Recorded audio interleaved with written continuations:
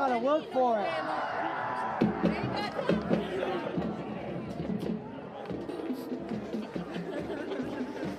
And good evening, and welcome to Friday Night Football in Ripon, Wisconsin, as the Ripon Tigers tonight host the Sheboygan Falls Falcons.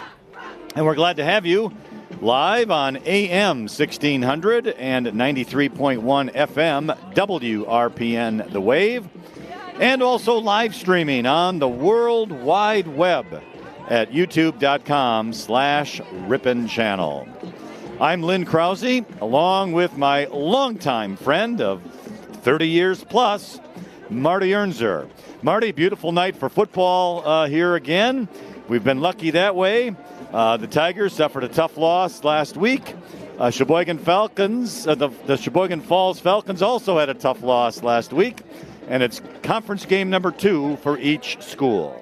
Yeah, you have the Falcons of Sheboygan Falls coming in uncharacteristically with a losing record, 1-2. Granted, it's early in the season, taking on the winless 0-3 Tigers of Ripon. We got a home game tonight. You're absolutely right, Lynn. If you're a player, you love weather like this, especially if you're a big guy in the trenches. You like the cool weather. Yeah, absolutely.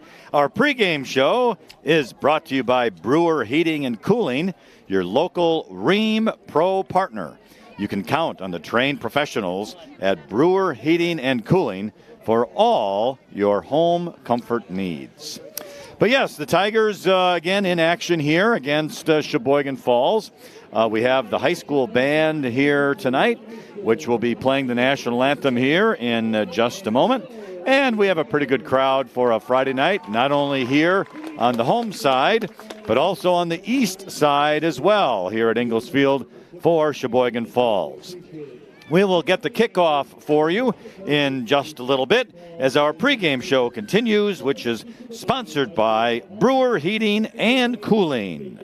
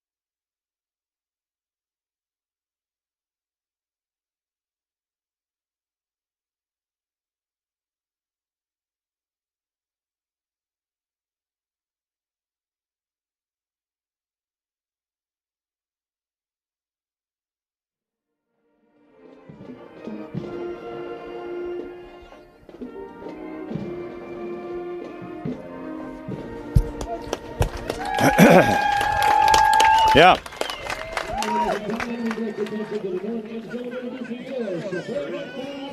And welcome back to Ingalls Field for tonight's high school football game between the Ripon Tigers and the Sheboygan Falls Falcons. It's our Brewer Heating and Cooling pregame show. And Marty, what's else looking for the conference? Other teams in action here tonight. You have some of that information, I'm sure. Well, undefeated Plymouth 3-0 is at Berlin 3-0 tonight. Game of the week. Port Washington, that took care of business with Kewaskum last week, is at Kettle Moraine Lutheran. Waupun at Kewaskum. You'll try to bounce back over the Indians. And then Sheboygan Falls, oh yeah, they're at Ripon tonight. They certainly are. Marty, we've talked, off air and also during the games. The one thing about the Ripon Tigers, they just have to get some first downs and get those stretched out so they can keep that defense off the field. We'll see if the Tigers can do some of that tonight, even though they will be missing one of their players, Declan Dudzinski, a playmaker, as he is still injured and will not be on the field this evening. Right.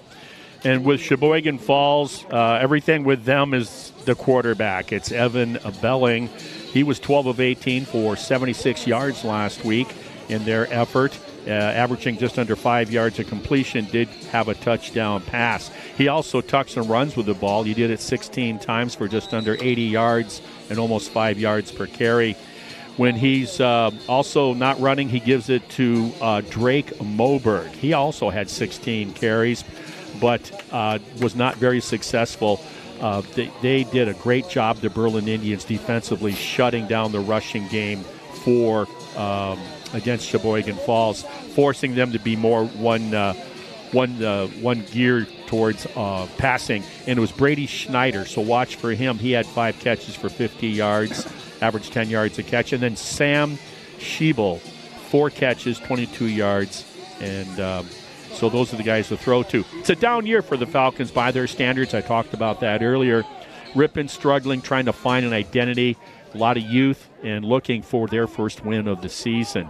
Let's see Ripon, after getting thrashed by the Panthers of Plymouth last week. Let's see if Ripon, where are they at as a unit? We'll find out first, because they're going to be on defense after the kickoff. That's correct. Sheboygan Falls will be going from our right to our left. It's Coy DeFries ready to kick off for Ripon. He's a left footer. And we have the whistle, and we are now underway. The kick goes down to about the 16-yard line, and it's taken there by Brady Schneider. Left side, breaks a tackle at the 30, 35, 40. He has open field. He's going to go all the way for a touchdown. 10-5, and that is a touchdown for the Falcons of Sheboygan Falls, and that's going to be 84 yards on the return. He was hit and bounced off a tackler at the 30-yard line, but then his speed took over. He saw a lane, and by midfield, it was sure that he was going to score. Yeah, it was a nice run. He had a lot of space there. Somehow outside contain was not there for the Tigers. Now, the hard thing about this is that you look back at the kickoff to start the second half last week against the Tigers also resulted in a touchdown by Plymouth. So an area they need to improve on. All right, the point after touchdown kick is up and good. Mason Japp, the senior, 6 foot, 170 pounds, makes the point after touchdown kick, and 12 seconds came off the clock, so we're at 11 minutes and 48 seconds remaining here in the first quarter, and Sheboygan Falls already has a 7-0 lead. Running back that kickoff 84 yards for a touchdown. Well, now, of course, if there's anything positive, it's that the Tigers will get the ball right away and get on offense, even though they're down a touchdown. Not the way Coach Bradley wanted to start with his offensive unit tonight. So, yeah, that's a tough way to start a game when you're struggling to begin with, and then to do that on the opening kickoff. You gotta hope these guys got a short memory here and can focus. Well, that's the one thing, and it's basically get a first down and try and get another one, you know? Well, and maybe, who knows, let's start with a kickoff return and let's get good real estate. You know, Plymouth, one thing we didn't talk about was the short field Plymouth had, it seemed, that entire first half last week, which made it even tougher on the Ripon defense when you only got to go, 50, 55 yards. Parker Stellmacher, Jordan Perkins will be back to receive the kickoff. And it is a nice kick. It's going to be Stellmacher at the 10. He goes to the right little bit, right hash, 20, makes a move, goes up front, 25, 30, and he's still on his feet.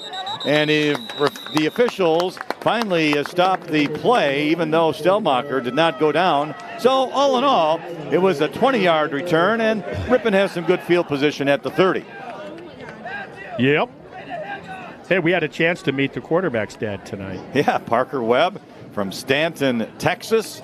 That is the Midland and Odessa area, if you're familiar with Texas, which I am not.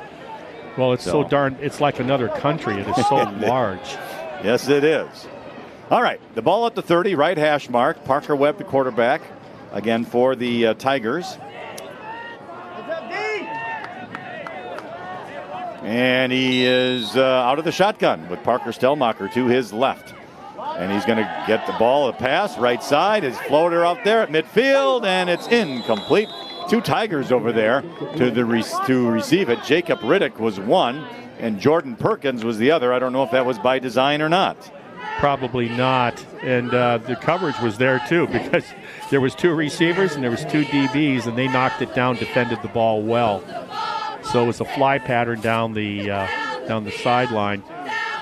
See if Ripon comes back with something more traditional on 2nd and long. And the ball is at the 30-yard line, right hash. This time Webb is going to be under center with the 2 running backs behind him. And this is going to be Perkins with a pitch to the right side. He's only going to get a couple of yards before he is down. We're going to call it around the 33-yard line. And that will bring up 3rd down and 7 here for Ripon. Falcons wearing purple and white. Yeah, kind of sharp. With the yellow face mask. LSU type colors, if you're familiar with that. Good comparison. Yeah. Programs are a little different. So from the 33. One's bigger than the other in terms of programs. Here we go.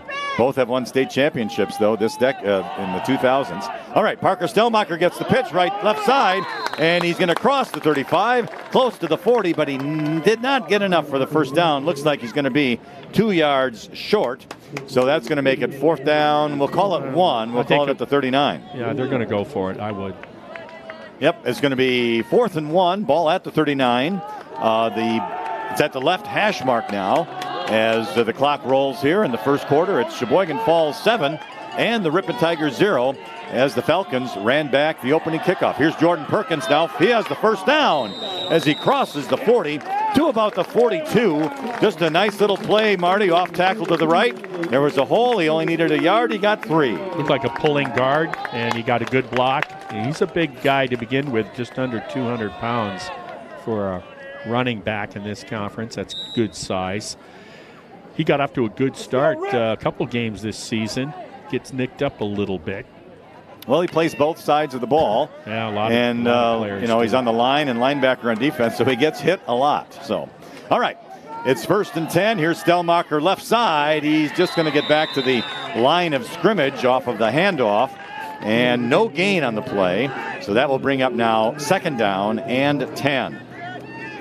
Trying to figure out their defense here.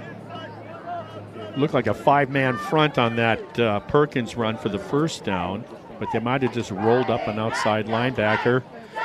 A lot of the defenses around here play a 4-3.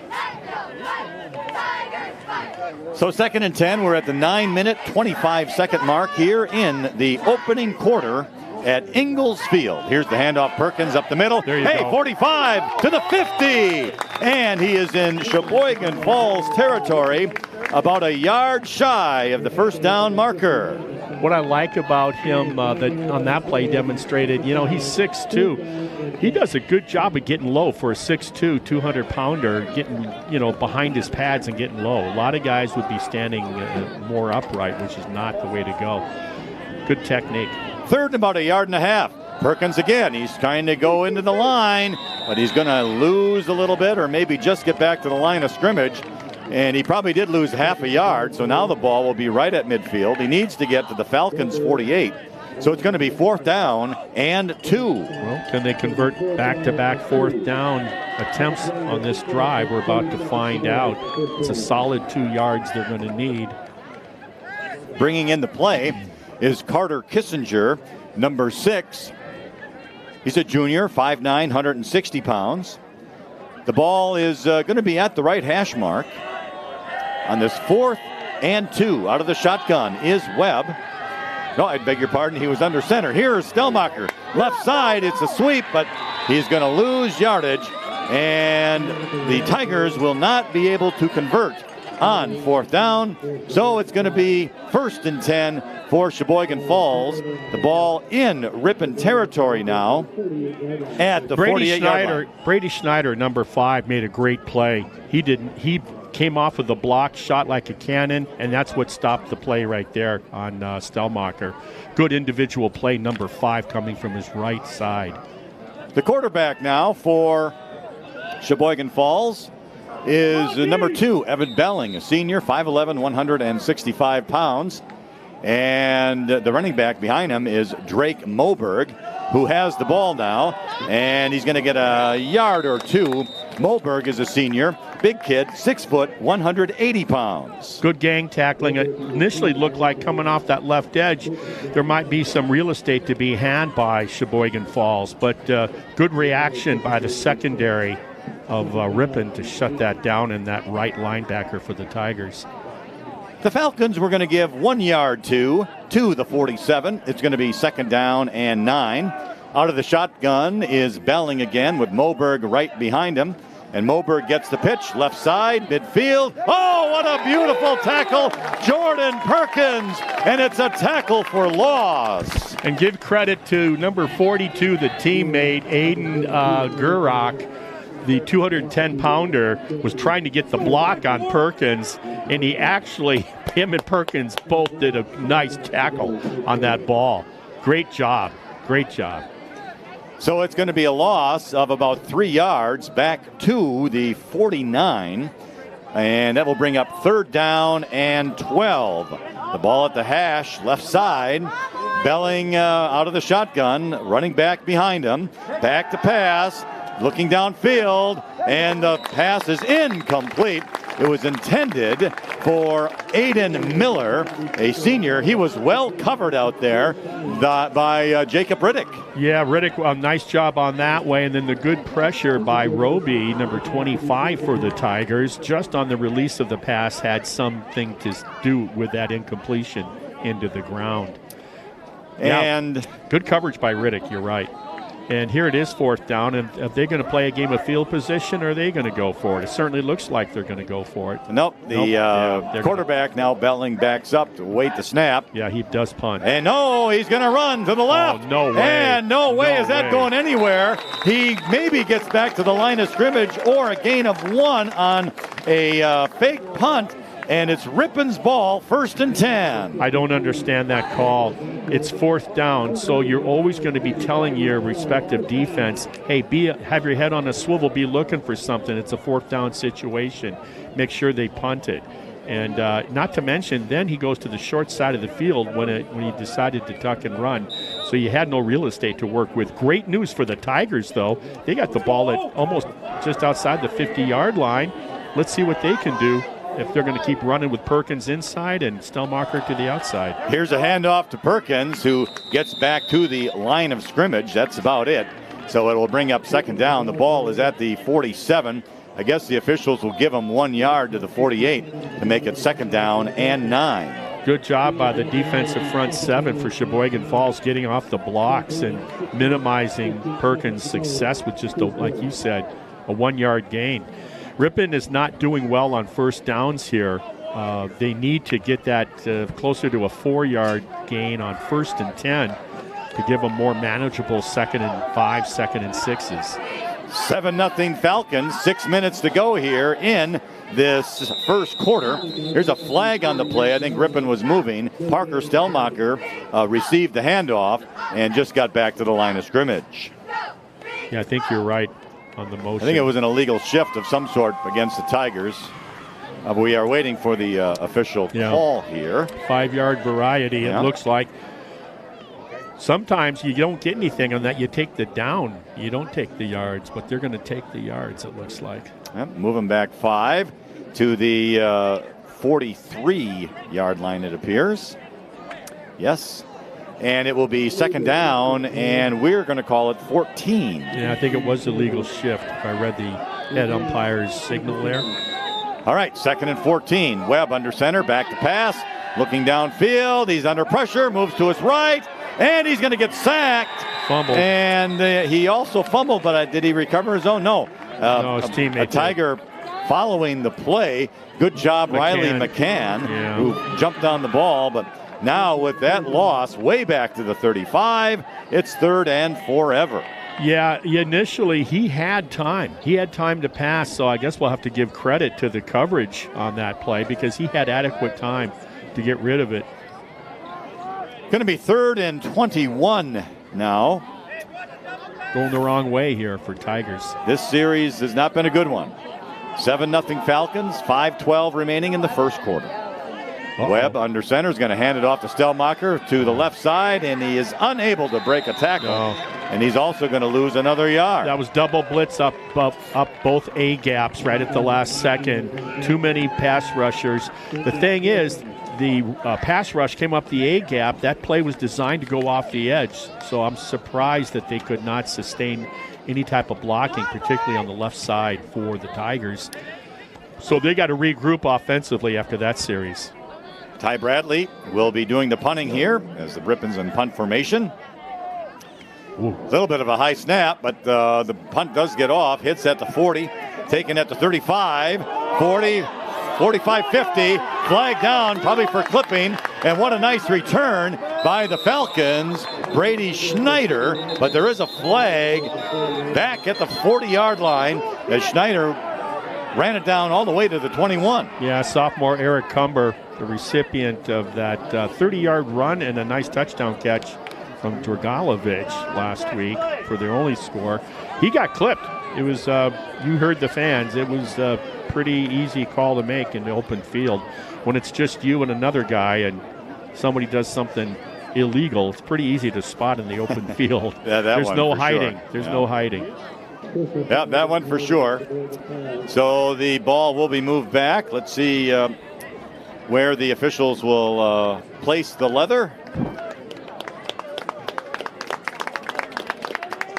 And first they got to get a ball on the field. I don't even see a ball on the field, do you? Remember that old commercial? Oh, there it is. But okay, most of all, you got to have a ball. Yeah, no kidding.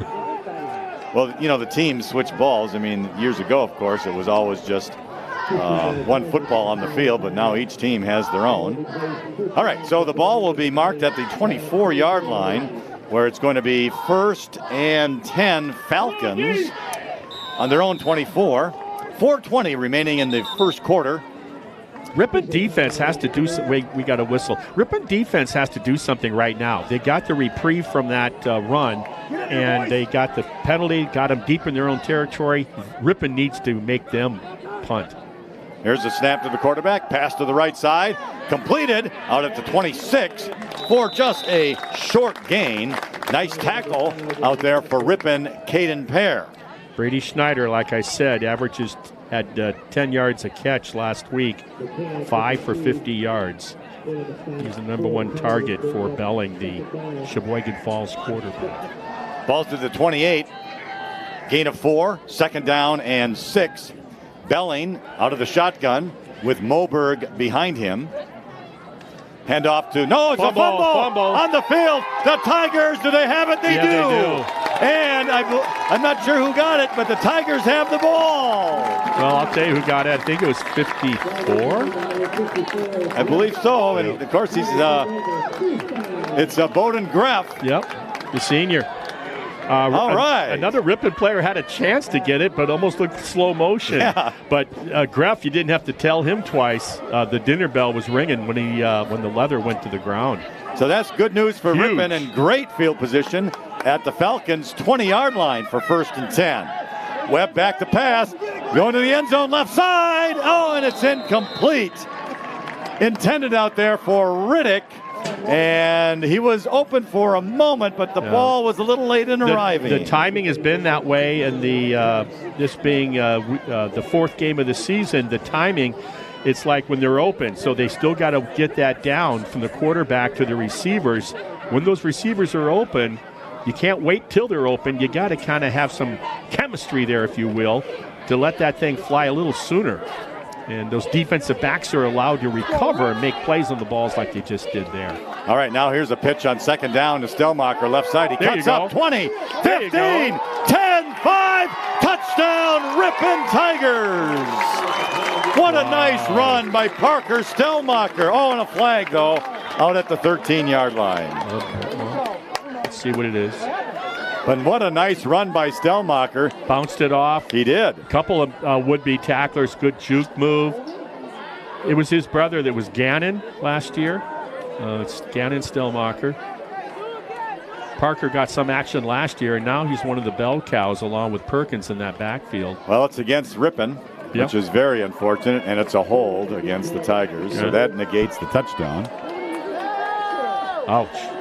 Ouch. Moves the ball back to the 23-yard line. Makes it second down now and 13. Well, that's too bad. But what it's going to do, it's going to give some confidence to the offensive unit knowing that they can do it. Here's Perkins with a pitch to the right side. He's at the 25. He's going to go to the 20. Down he goes. And so he got about 3 yards on the play. Sure looked like he was going to get a lot more out of that than 3 yards. He picked up a nice block from Parker Stellmacher. And he kept going to the outside, and the pursuit by the defense was nice by the Falcons. They strung it out and did a good job. All right, so it's at the 20. Ball at the right hash. 2:45 in the first quarter. 7-0 Sheboygan Falls. Webb back to pass. He's going to look left. Now he's going to cut up. Oh, and he fumbled the ball. I think the Tigers did recover it, though. But it is going to be a loss of about 3 yards on the play. And not only that, it'll bring up fourth down.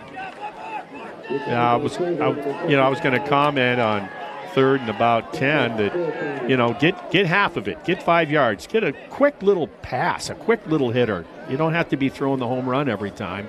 And that didn't happen, though. So now the ball at the 22. It's going to be fourth down and 12.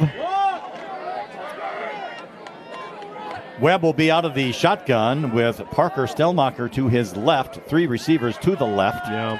Looking downfield, it's a little screen to Stellmacher. He's caught it, and he hustles to the 20, 50. Hey, he's going to cut back in, and it's a touchdown for the Tigers. Wow, what a tightrope down that left edge, and he turned it on. I'll tell you, the defender looked like, okay, I got you. I'm going to use the sideline to my advantage. But you know what? He was a lot quicker than what the defender thought he was. Great job by the Stellmacher kid to come back and get another one after the first one got called back after a hold. That was just a nice little dunk pass by the quarterback as well. He was looking deep, and then he came back and hit his safety valve just over the outstretched hands of the defensive end. Well, now the point after touchdown play is no good, as there was a bad snap and the holder couldn't handle the ball, and it was just it was not pretty. No, it was not pretty. It was not pretty. Anyway. Yes, no, it was. It's work in progress for sure. All right, well, 2:25 remains in the first quarter. Our new score is Sheboygan Falls 7, Ripon 6. We'll be back with the kickoff right after these messages.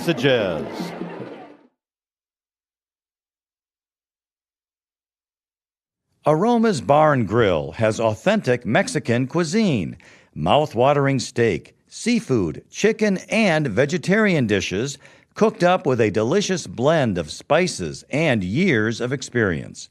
You're sure to discover your favorite. Locally owned and operated on the far west side of Ripon, Highway 23.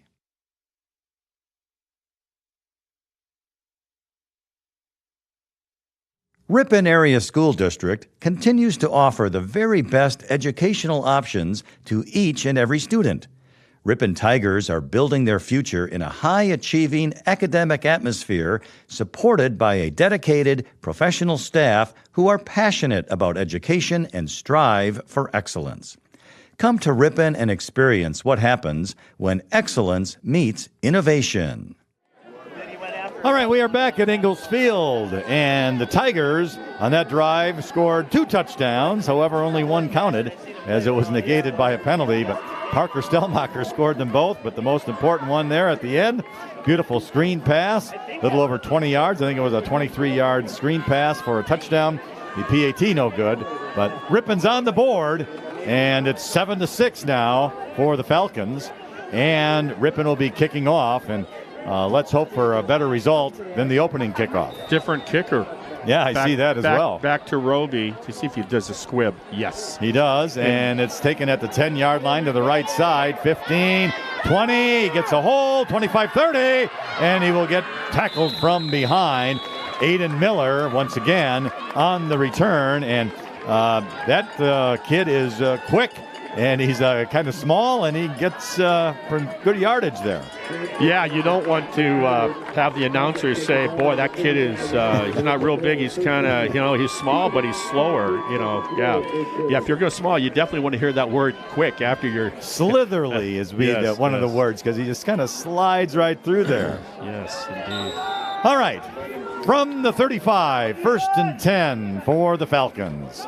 Here's a handoff, Moberg. He has it 35, breaks a tackle, 40, 45, and he almost made it to midfield before finally brought down. Jordan Perkins chased him from behind and stopped him at the 48, but a big gainer for Sheboygan Falls. I'll say. And that's a great response by the visitors after giving up the touchdown run to Ripon. Ball's going to be at the right hash. Under 2 minutes now in the first quarter, 7-6, Falcons over the Tigers. Been a while since Ripon scored, this early in the game. Out of the shotgun, Belling, pitch, Moberg, left side. Now he cuts it up the middle. He's going to lose yardage or maybe just get back to the line of scrimmage. Bowden Greff, one of the tacklers for Ripon, along with Kyle Roby. Caden Pear, a name we hadn't been saying for a while due to injury, number 30, did a great job. He's the one that came across, and what I can see, and forced him back up against where the play on that quick pitch was designed to go. I thought it was a mistake to put the brakes on and cut it back up inside, but I think Pear had something to do with that. All right, 2nd down, 10, as there was no gain on that play. Here's Moberg once again right up the middle, and he gets to midfield just into Ripon territory before he is hit and brought down. And the Tigers defense looking pretty good on this drive, other than that real long run, but this particular set of downs doing well. Yeah, that point of attack right there did a pretty good job, and then McCann came in and got his hands draped from behind on that gang tackling. Good job.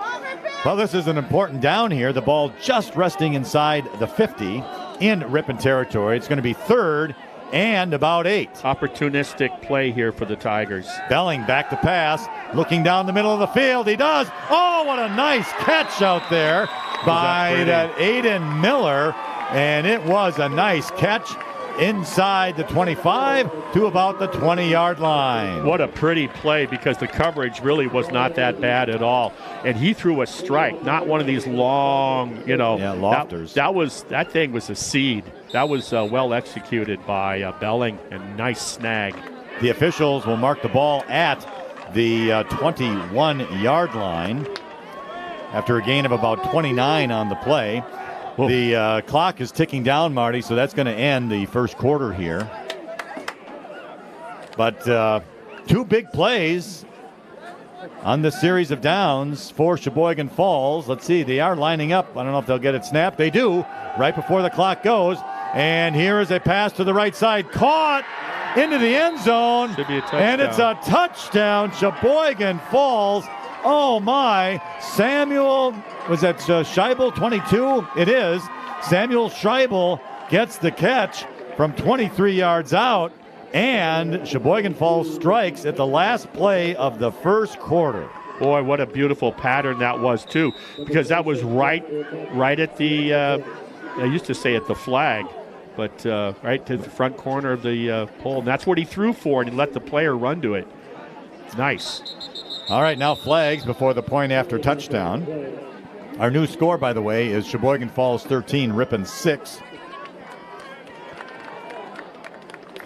And let's see, penalty is a false start against Sheboygan Falls. That will move them back 5. So the PAT is going to be just a little bit longer. Yeah, that touchdown pass, he threw it right to the pylon, and that's why the receiver knows on the deep out. Broke it off beautifully and just ran under the ball. We had a great view of that. All right, so it's going to be now a 25-yard point after touchdown attempt. The kicker, by the way, is Mason Japp, a senior, as I mentioned earlier. Seems to have a pretty good leg. Snap, the hold, the kick is good. Nice. All right, our new score as we begin the second quarter here in a moment is Sheboygan Falls 14, Ripon 6. Back here in a moment.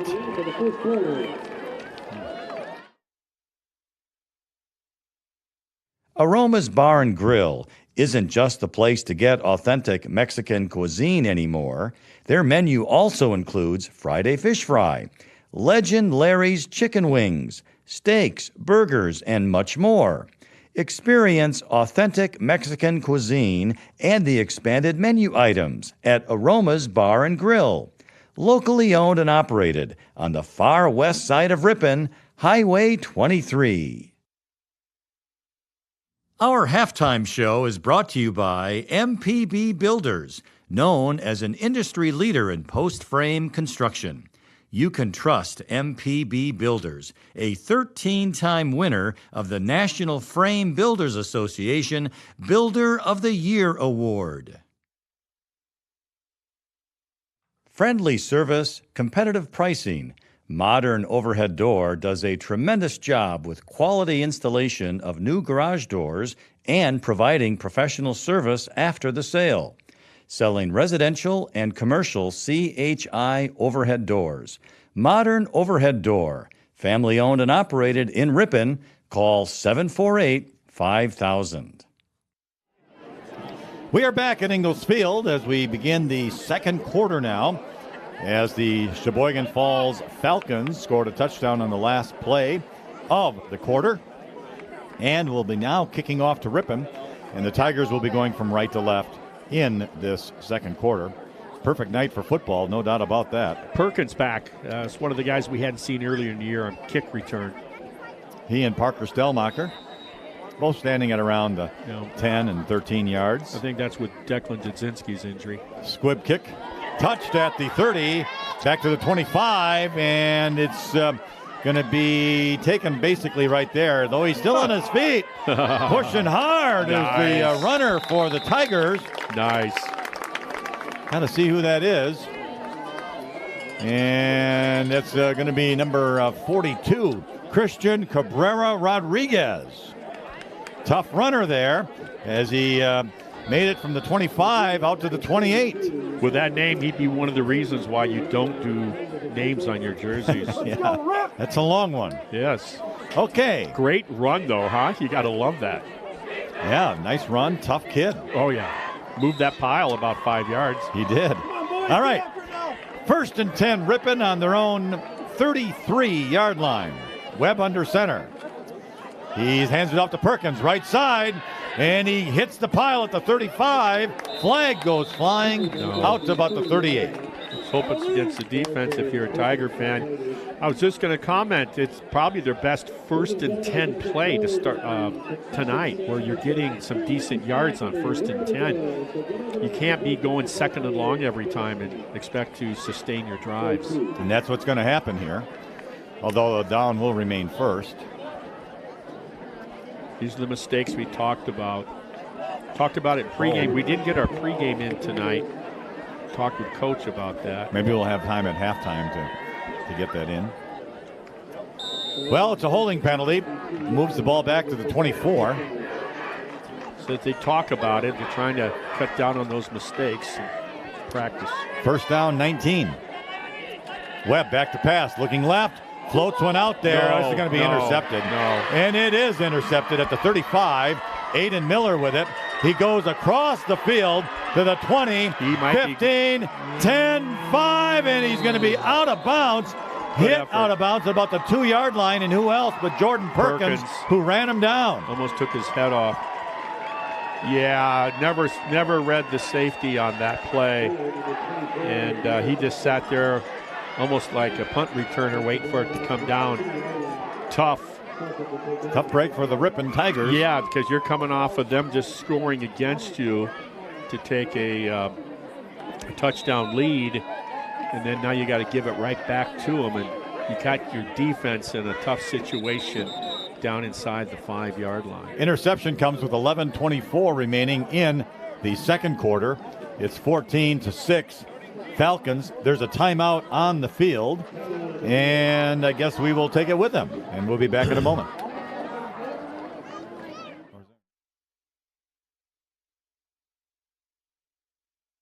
Our pregame show is brought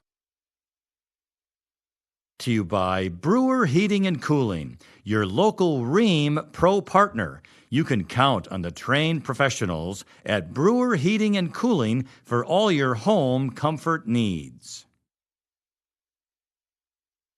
Aroma's Bar and Grill has authentic Mexican cuisine, mouth-watering steak, seafood, chicken, and vegetarian dishes cooked up with a delicious blend of spices and years of experience. You're sure to discover your favorite. Locally owned and operated on the far west side of Ripon, Highway 23.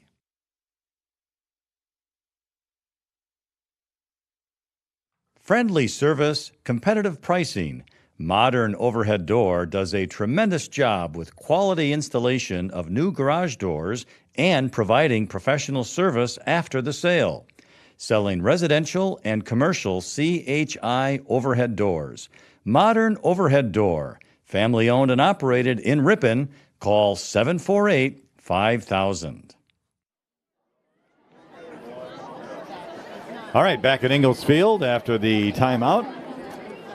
And, we had an injury. That's Tyler Bradley. Ty Bradley was the injured player. He was off the field. And he's on the bench now talking to the trainer. So we'll see. Anyway, from the 2-yard line, 1st and goal for Sheboygan Falls. Here's a handoff right up the middle to Matthew Bimmel. He did not get into the end zone, so got a stingy Tiger defense limited him to a yard, yes. So now 2nd and goal from the 1. Situation like this, you almost got to, I'm going goal line stand. I'm going probably close to an 8-man front unless they stretch you out with receivers. Yeah, I'm going 8-man front, and I'm going to blitz right up the middle and hope you got to guess you can blitz into the ball.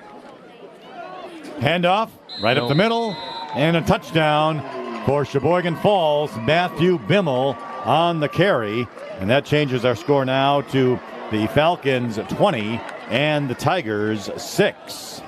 10:46 remaining in this second quarter. Yeah. Couple of fumbles. Ripon's been fortunate to get them back, but the interception is what hurts you. It did indeed. All right, the point after touchdown kick now is coming up.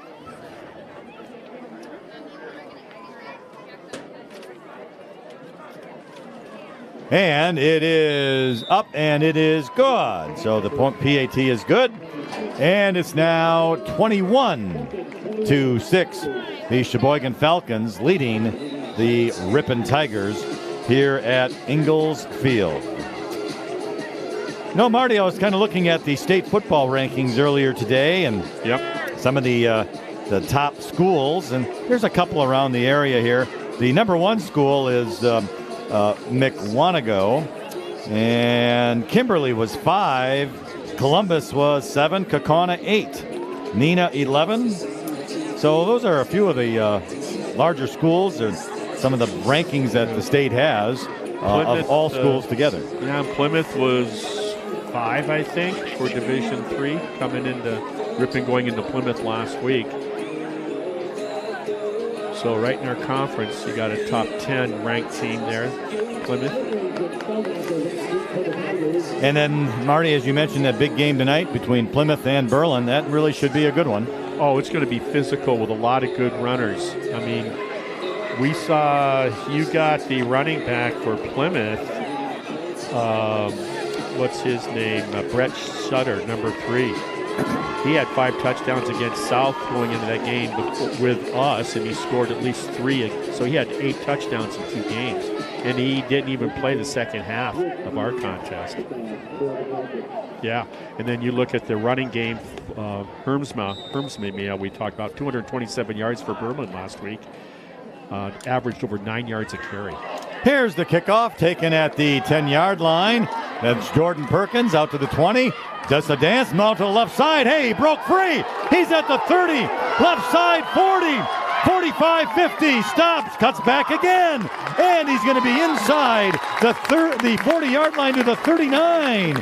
And what a nice run back by Jordan Perkins. Great vision, great cuts, great patience. Did you see how he shifted the ball from the right to the left hand? I'm looking for that all the time. It's old school. You shift the ball away from the pressure. What an instinct. Someone taught him something earlier in his football career. Great run, great vision. And now you got Ripon already on the fun side. If you're offense, you're in their territory now on 1st and 10.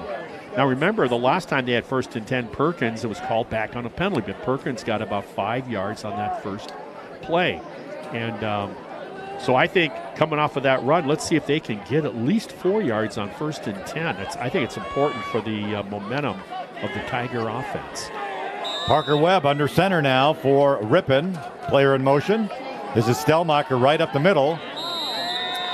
And maybe gets a yard to the 39. That's about it. Yeah, it's like there's no blocking there. It's just like he met three defensive linemen right there. I didn't think Perkins would get that. I didn't know if he was even out there, if he was going to catch his breath. Gain of 1 will give him. It's a short one, that's for sure. Yeah. But it is, we'll call it 2nd down and 9. Ball at the left hash mark. Perkins and Stellmacher behind Webb at the quarterback position. Pitch to Perkins. He gets to the outside. He's going to cut up at the 40. He breaks a tackle to the 35, inside to about the 33-yard line. Nice run, Jordan Perkins. Nice blocking, too, on the edge and on the kick out. Kissinger might have had one of those blocks. It was a nice job. Once again, great patience and vision. When Perkins cuts it upfield, he goes. So that makes 3rd down more manageable at 3rd and 2. 9:45 remaining in the second quarter. 21 Sheboygan Falls, 6 for Ripon. 3rd and 2. Ball's at the right hash. Pitch. This is Stellmacher left side. He cuts up, and he's going to be really close. 2 yards. And a flag goes down as well after the tackle. 1 to 2 yards short, I think. About a yard short. Let's see. Yeah, about a yard short. This is a big call if you're Ripon. Call it a gain of 1. It was 3rd and 2. Call it a gain of 1. So 4th and 1 versus they're walking back. Oh, man. That's a tough break. Wow. And it came at, like you said, it came right at the end of the tackle was made. Right in front of the official, too. Man, that lack of discipline just hurts you so bad. Penalties on these drives for the Tigers have hurt. All season so far. Yeah. It's just, it's got to somewhere along the line, it's got to get better. So instead of 3rd and 2, it's now 3rd and 9. The ball back at the 39-yard line. Yeah, it would have been 4th and 1. Yeah. Now it's 3rd and basically 10. So let's see. Webb under center. Gets a snap, back to pass, looking to the left side, floats it out there, and it's going to be incomplete. It was intended out there for Jacob Riddick. Yeah, he broke up the interception. He landed on his left side there. Yeah, we'll see. Might have knocked his wind out. He saved an interception there by dislodging that ball in the chest plate of the safety. So he's on the field inside the 10-yard line. 9:16 remains in the second quarter. 21-6 Sheboygan Falls. And let's take a timeout, and we'll be back after these messages.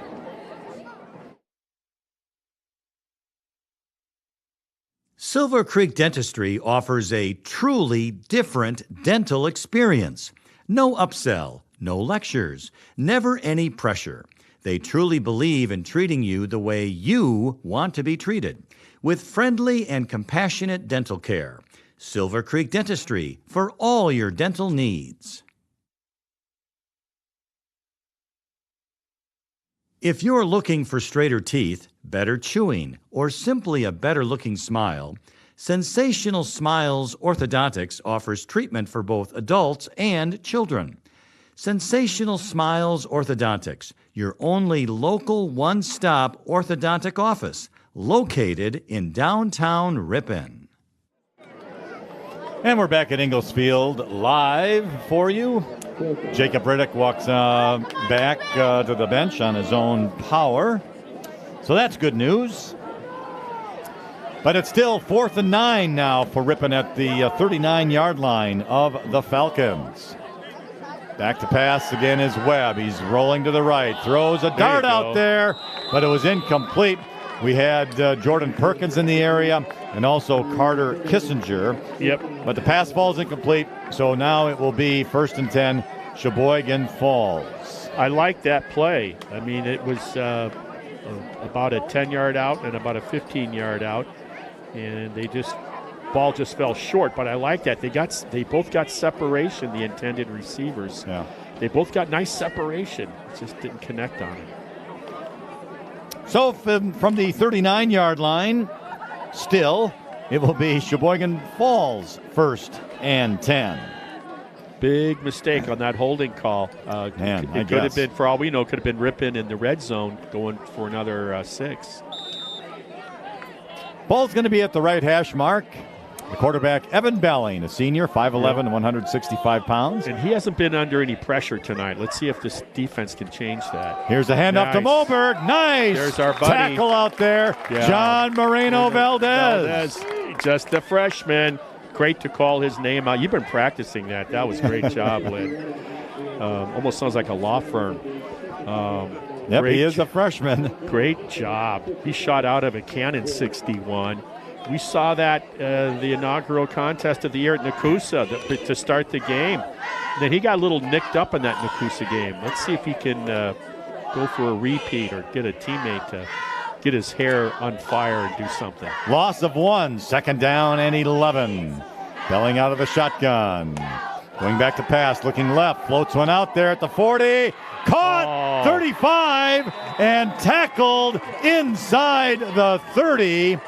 But a nice-looking pass and catch. The receiver was Owen Ewald. What a beautiful pass and catch. I mean, he dropped it right in the bucket. And once again, the Ripon kid was right there. You just got to try to make a play there. Hit the quarterback, boys! I mentioned that. We heard a fan talking about hitting the quarterback. Yeah, he's been under no duress whatsoever tonight, Belling. Big gainer to the 26, 1st and 10. Now Belling back to pass again, and this time it falls incomplete. Carter Kissinger had a attempt to get an interception, but it just went through his area. That was about a 15-yard out pattern, a fade, and Kissinger came off of his man, like you said, Lynn, and almost had a chance to make a play on that ball. So now it's 2nd down and 10 at the Ripon 26-yard line. 8:03 remains in the second quarter. Ripon needs a turnover. They need to create something here and get it back. Keep them out of the end zone. Moberg gets the handoff. He's going up the middle. 20 and inside to about the 18-yard line before he's dragged down. And a nice tackle out there by Ripon's Kyle Roby. Drake Moberg, well, you talk about following your blockers. He had his hand right in the back of his lead blocker there. See, that's a very makeable 3rd and short. And of course, they're in 4-down territory anyway. That was a huge run for that very reason. It was a gain of 9, so 3rd down and 1 from the 19. Handoff. Nope. He's going to keep it. Back to pass. Throws across the middle. And it was an acrobatic catch. The receiver and the defender went for the ball. It went in the air initially, and then the receiver came down with it. Max Huber hit him well, and that's why the ball was dislodged from him initially, and then the focus of the receiver was to catch it when the ball was coming down. Great catch, and we'll just have to – that's about the 3rd Ripon player we've seen get upset here after a play. We have an injury once again, this time at the 20-yard line. So that stops the clock. 7 minutes, 14 seconds remain in the second quarter. It's the Falcons 21, the Tigers 6, and we'll be back after these messages. Walsworth Printing in Ripon believes a company, like a family, is made stronger when differences are embraced and not condemned. Check out walsworth.com/careers for hiring opportunities. Proud to support Ripon High School. Webster's Marketplace is proud to be your locally owned and operated grocery store since 1987, featuring an in-store deli, bakery, floral shop, butcher, and smokehouse. Webster's is your full-service grocery store, Highway 23 West in Ripon. Excellence meets innovation at Ripon Area School District through a commitment to continuous quality improvement. Ripon was awarded over $1,400,000 in grants to expand support for students and their families through interventionist supports, school-based mental health, and after-school programming. Come to Ripon and experience what happens when excellence meets innovation. The injury was to John Moreno Valdez, but he came back on his own power. Wow. And now on this first and goal from the 3, the quarterback keeper, the whole team went to the right. The quarterback, Belling, went left, and he easily walks into the end zone. What a great play call by the coach, and what a great execution by the offensive team there for the Falcons. When you're running the ball the way you are, you're succeeding through the air. That play action fake handoff just got everybody going on the defense. Nobody had backside responsibility for the Tigers, and you saw what happened. That changes our score once again.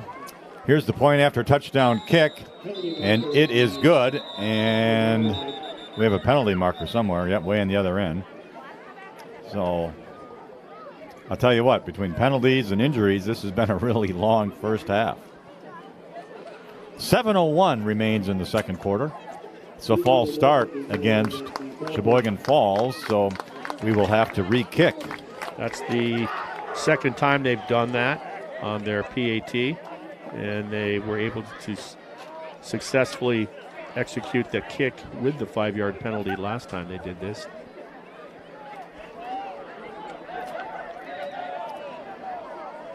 So they're going to do it again. The Falcons are. From 25 yards out, or 24. I certainly hope that John Moreno Valdez can come back in and play, because he's one of those guys I think plays with some little bit of intensity down in that in the trenches. Yeah, for a first-year student, that's trench warfare. Good deal. Oh yeah, it is.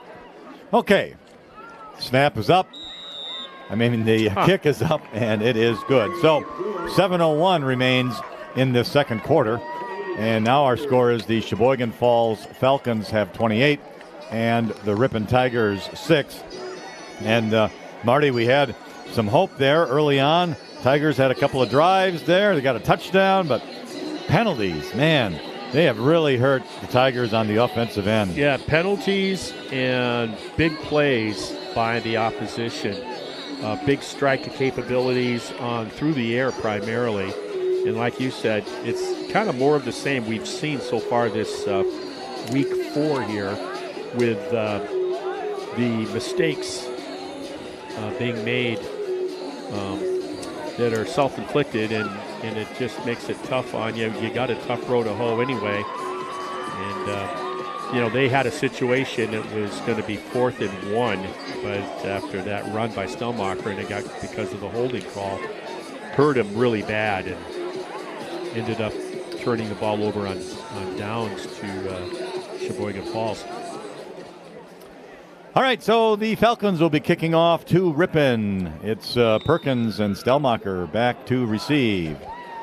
Good kick. This is going to be Perkins at the 8-yard line. Oh, the ball bounced behind him. He had to pick it up right at the goal line now. And he has to step out of bounds at around the 7-yard line, and that isn't good news for Ripon. So that's unfortunate. But the ball, it takes those funny bounces out there on that turf.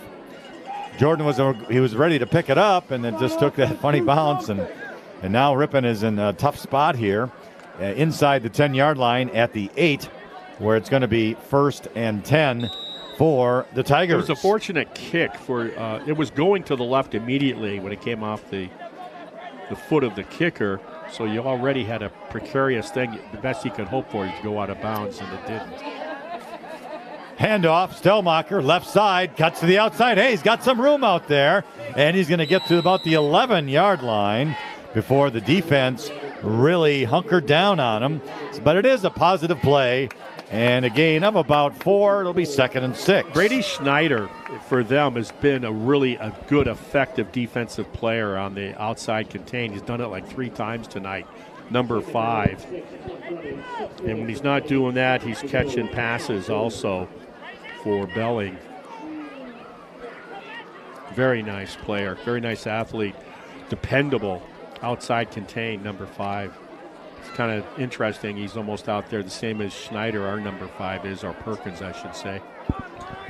Ball at the 12, 2nd down, 6. Perkins right up the middle. Not much room there. He's fighting away. Hey, I thought he was going to get free. He did for a little bit, out to the 16. Very makeable now.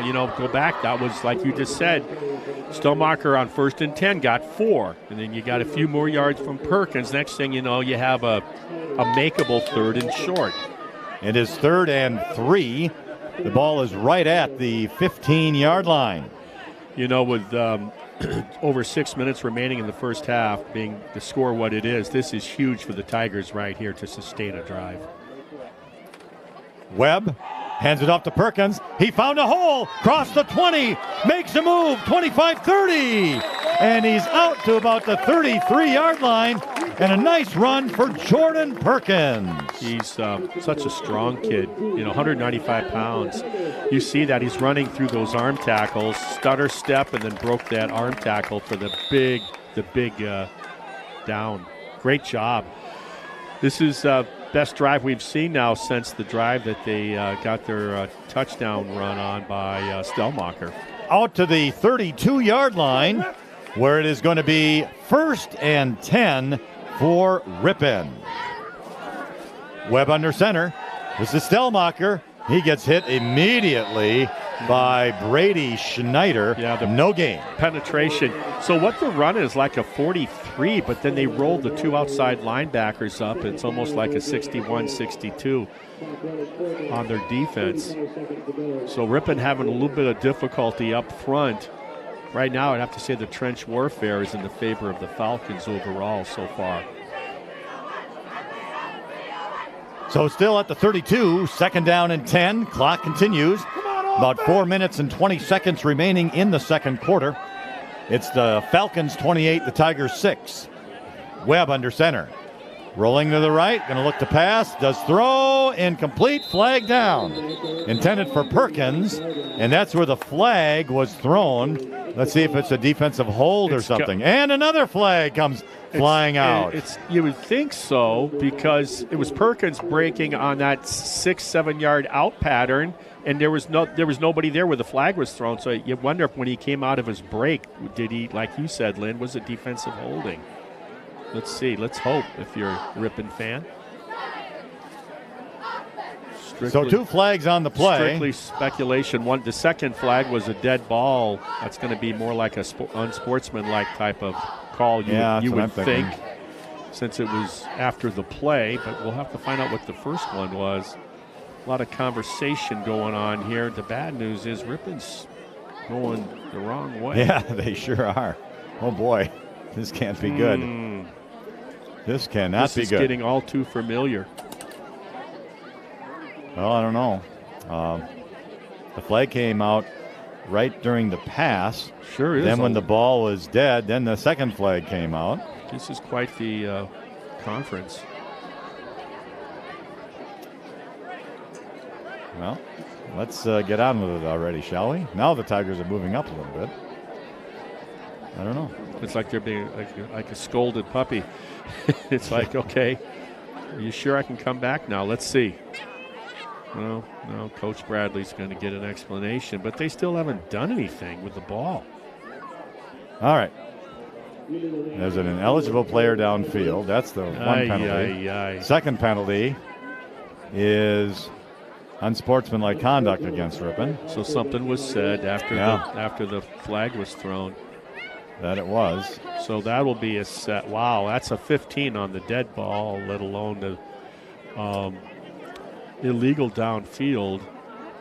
I'm not sure what the WIA is on that. Well, but it's going to be a lot of yards with the 15, the 15-yarder, and then whatever. So, excuse me. The ball was at the 32, and they're moving the ball way back to the 13. So that means first, make that second and 29. Ouch. That is an ouch for sure. All right. Ball at the, we're going to call it the 14-yard line, I guess. So second and 28. Here's a handoff. Stellmacher left side, trying to get to the outside, but he is dragged down by a couple of Falcons there. And he's going to lose yardage back to the 10. Holy cow. Well, number 5, Brady Schneider, I talked about him. He extended the play to the outside. He didn't give up the edge, and then his teammates came in and cleaned up on the play. I'd run away from number 5. I'll tell you that right now. I'd try the other edge. Well, it's at the 10, and he has to get way out to the 42. So that adds up to 3rd and 32.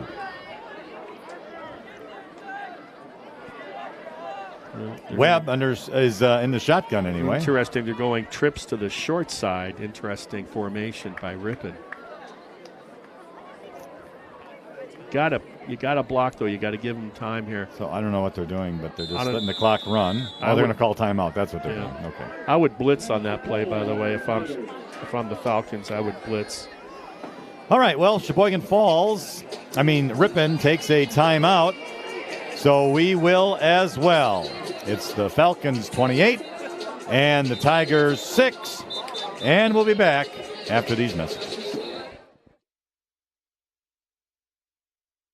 Webster's Marketplace in Ripon is proud to partner with Hometown Broadcasting and support Ripon Tigers athletics.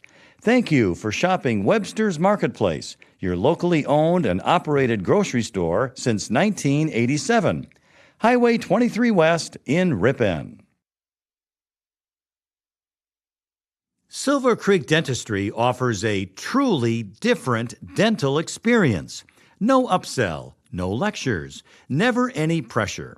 They truly believe in treating you the way you want to be treated, with friendly and compassionate dental care. Silver Creek Dentistry for all your dental needs. The Ripon Area School District mission is empowering learners, engaging community, and enriching the world. Ripon students live that mission through the Early Childhood Program, project-based charter schools, K-12 engineering courses, strong fine arts offerings, numerous extracurricular offerings, and the Start College Early program. Come to Ripon and experience what happens when excellence meets innovation.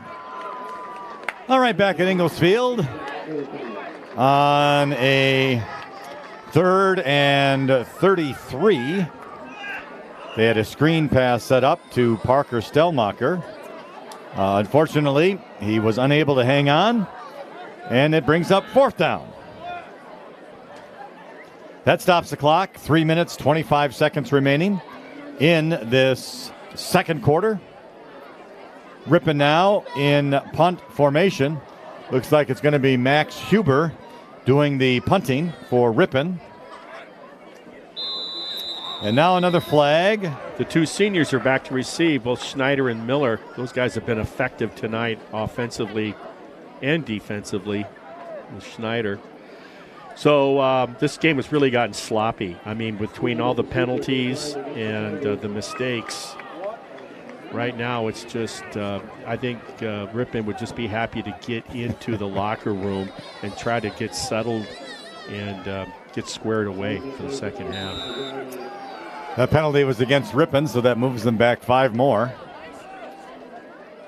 So now they're at the 6-yard line. Another flag comes down. Here's the punt, a good punt out to the 40. Nice catch by Left Miller. Side, 35, 30, 25 to the right side as he tries to make a move, and he gets hit from behind and goes down at about the 21-yard line. We'll have to see what the flag is about. It was at the line of scrimmage at the 4-yard line, so probably something against Ripon for illegal shift, I'm guessing. And Sheboygan Falls will decline it, I'm sure.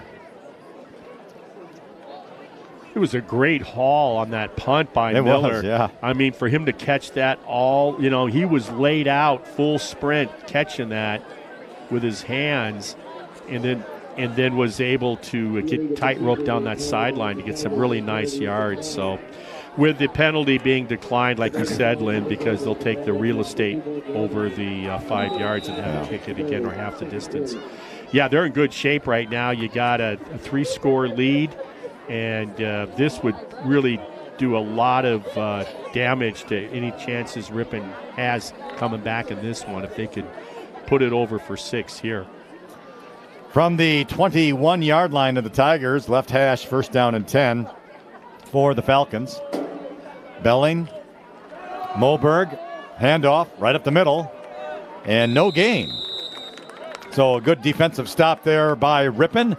Looks like it was Caden Pear. Yeah, he's one of those guys we missed. We need to get Dzinski back. And you just, when you're a little thin to begin with upperclassmen, you need to get those guys back. And it's good to see Pear back out there. I don't think we've seen him play since Nakusa. That would be correct. All right, second down, 10. No gain on the play. Quarterback keeper. Nope, option. Pitches it off to nice kiss to Matthew Bimmel. And a good hit out there in the left sidelines by the Tigers. Yeah. Who else? Perkins. Perkins gave him a nice hit right there along the sidelines. Good hit. Gain of about 2 yards, though, to the 19 to make it third down and 8. Stops the clock with 2:30 on the clock here in the second quarter. Belling back to pass. Oh, there's a quarterback sack. Nice job by the Tigers out there. It's Kyle Roby. Good to see. He's played the fullback position the last 2 seasons, so that tells me you got the feet for, if you're now playing nose tackle area or interior defensive lineman, you should have the athleticism to be really effective there, and he certainly was there. Boy, did Ripon need that. You'd just be nice if you can keep them out of the end zone here, and you guys go back and collect yourselves in the locker room. Talked about that earlier. That'll go a long way in doing that. Well, look at this. We got trips to the wide side by the visitors. Fourth down and about 15. Belling gets the ball out of the shotgun, back to pass, looking to the right, be under pressure, throws across the middle, beautiful. Caught right at the 10-yard line, and it's going to be very close to a first down. Brady Schneider on the catch. Did you see him jump up on that release? He just the quarterback, Belling, jumped a little bit in the air when he threw that strike to who else? Schneider, like you said. Brady Schneider's he's a football player. He does it on both sides of the ball. Gains about 17 to the 9-yard line, where it's going to be first and goal. A minute 15. Yeah, minute 15 remaining in the quarter. Belling, pass left, caught at the 2, turns around, it goes into the end zone, is Owen Ewald. What a simple little play. It used to be called a button hook back before my time. He just took about 5 yards off past the line of scrimmage, and he just turned in and sat down. Nobody was on him. Threw a strike from Belling, and you saw what happened. He basically was able to walk in to the end zone. And that changes the score with 64 seconds remaining in the second quarter to 34-6. And now here's the point after touchdown. The kick is up and good. And so now it is Sheboygan Falls 35 and Ripon 6. We will take a timeout and be back in a moment.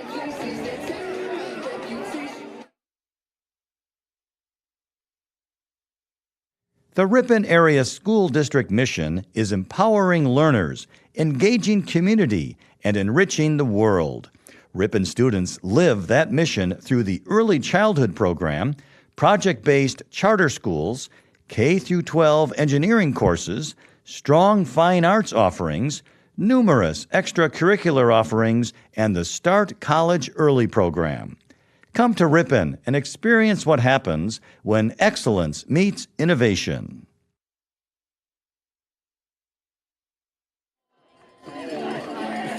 And we're back at Ingalls Field. 64 seconds remain in this second quarter. Sheboygan Falls just scored a touchdown, and they will be kicking off. Perkins and Stellmacher back to receive. And it's a good kick. This is going to be Perkins at about the 13-yard line. Out quickly to the 20, 25 right side, 30. Breaks free, cuts inside, 45. Midfield, 45 still on his feet, and goes down at the Ripon 35-yard line. Boy, it's been the Perkins show here in the first half on both sides of the ball, but he certainly has caught fire with, you look at that, what was it, a kickoff return that he had? And then you look at the nice run off to the left side tonight in the early in the second quarter, and now that great run there. All the way to the Ripon 30-yard line. Check that, Ripon 37-yard line, where it's going to be first down and 10 for the Tigers. Look at Roby out wide. Ripon has 2 timeouts remaining. Back to pass Webb. Looking downfield, right side. It's in the air, incomplete. Good coverage on the play. Yeah. Ripon seems to have a penchant for throwing the jump balls. Throwing the intended receiver was Carter Kissinger. And if they could just break something off. Remember, a couple possessions ago, they ran deep outs, both Perkins and Kissinger. And they were open. Unfortunately, the ball didn't get to either one of them. Let's see if they go something like that. If they could just get the first down, but now, of course, now the clock becomes an enemy with 44 seconds. But like you said, you got the timeouts too. Second down and 10. Ball at the right hash, 35-yard line. I checked that 37-yard line. Webb in the shotgun gets the snap.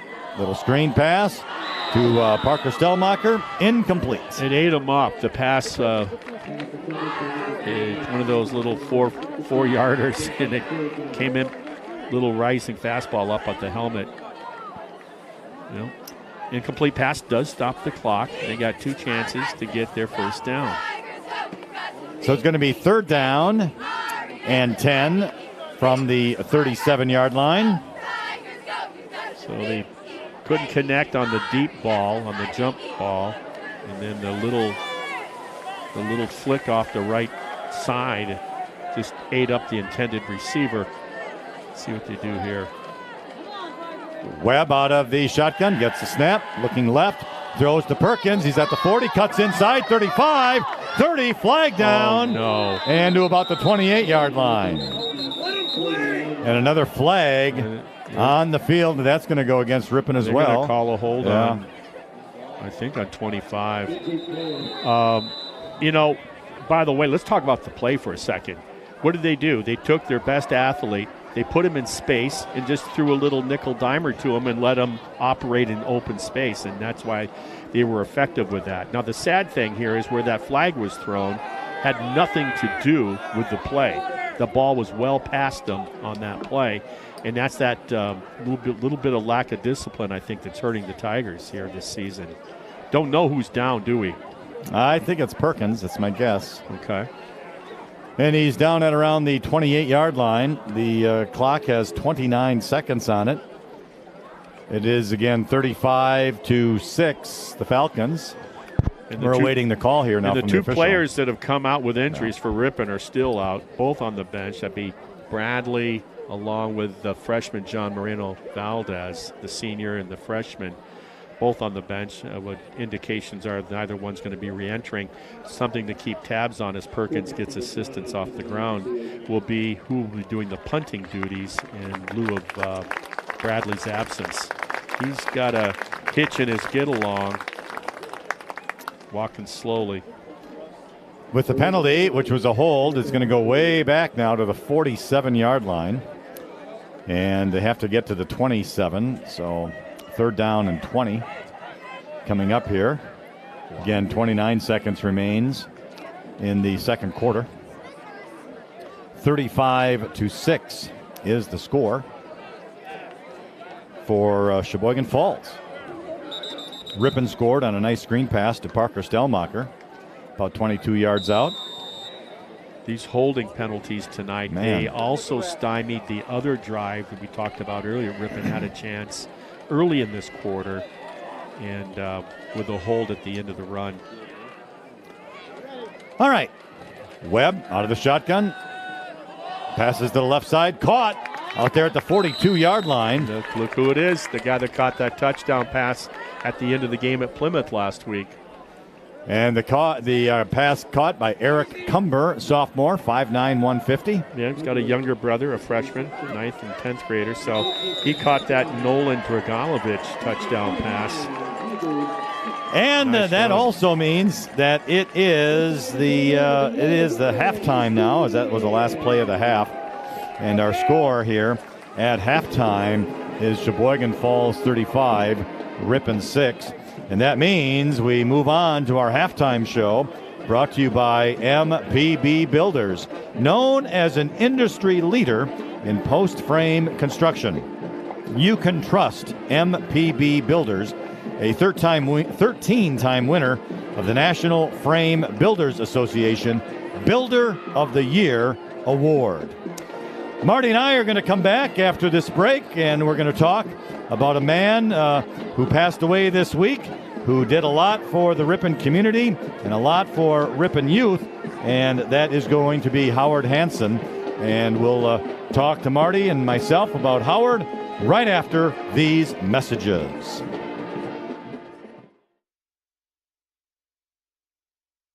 Our halftime show is brought to you by MPB Builders, known as an industry leader in post-frame construction.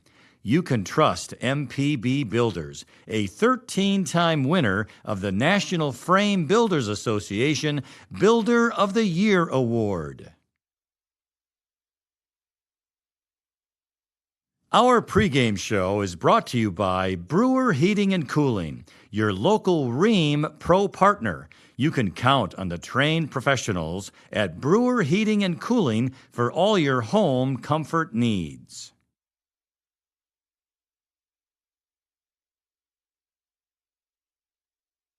Hometown Radio, the home of the Wave and the Bug, is your local source for news, weather, and sports. Tune in to WRPN 93.1 FM and AM 1600 and team up every weekday morning with Bob Nelson to find out what's happening in your area. Aroma's Bar and Grill has authentic Mexican cuisine, mouth-watering steak, seafood, chicken, and vegetarian dishes cooked up with a delicious blend of spices and years of experience. You're sure to discover your favorite. Locally owned and operated on the far west side of Ripon, Highway 23.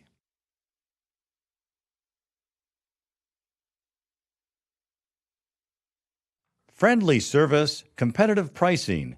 Modern Overhead Door does a tremendous job with quality installation of new garage doors and providing professional service after the sale. Selling residential and commercial CHI overhead doors. Modern Overhead Door, family owned and operated in Ripon. Call 748-5000. Silver Creek Dentistry offers a truly different dental experience. No upsell, no lectures, never any pressure. They truly believe in treating you the way you want to be treated, with friendly and compassionate dental care. Silver Creek Dentistry for all your dental needs.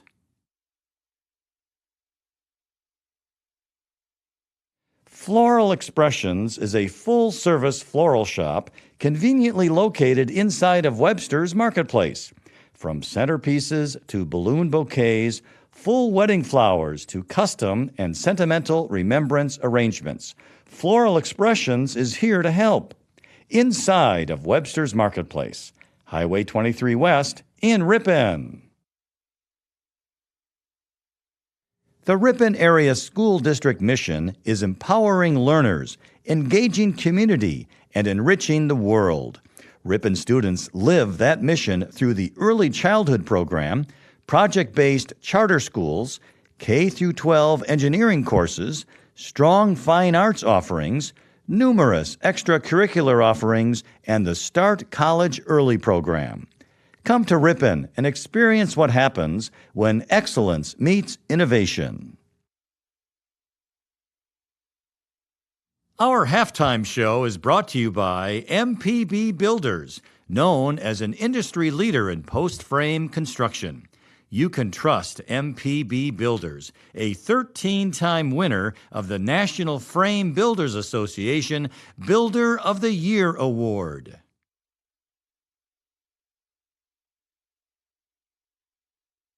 Homan Automotive Group is committed to providing a professional and positive sales experience along with the best possible service. Their friendly and knowledgeable staff is always willing to go the extra mile to make sure you are satisfied. They are proud to be a part of the local community and look forward to serving you for many years to come. Homan Automotive Group in Ripon and Waupun. And we are back at Ingalls Field here in Ripon, where it is halftime between the Ripon Tigers and the Sheboygan Falls Falcons. Falcons have the lead here, 35-6. And it is our halftime show sponsored by MPB Builders. Well, Marty, earlier this week we have heard of the passing of Howard Hansen, who did so much for the city of Ripon. And a very unfortunate incident to be taken so young.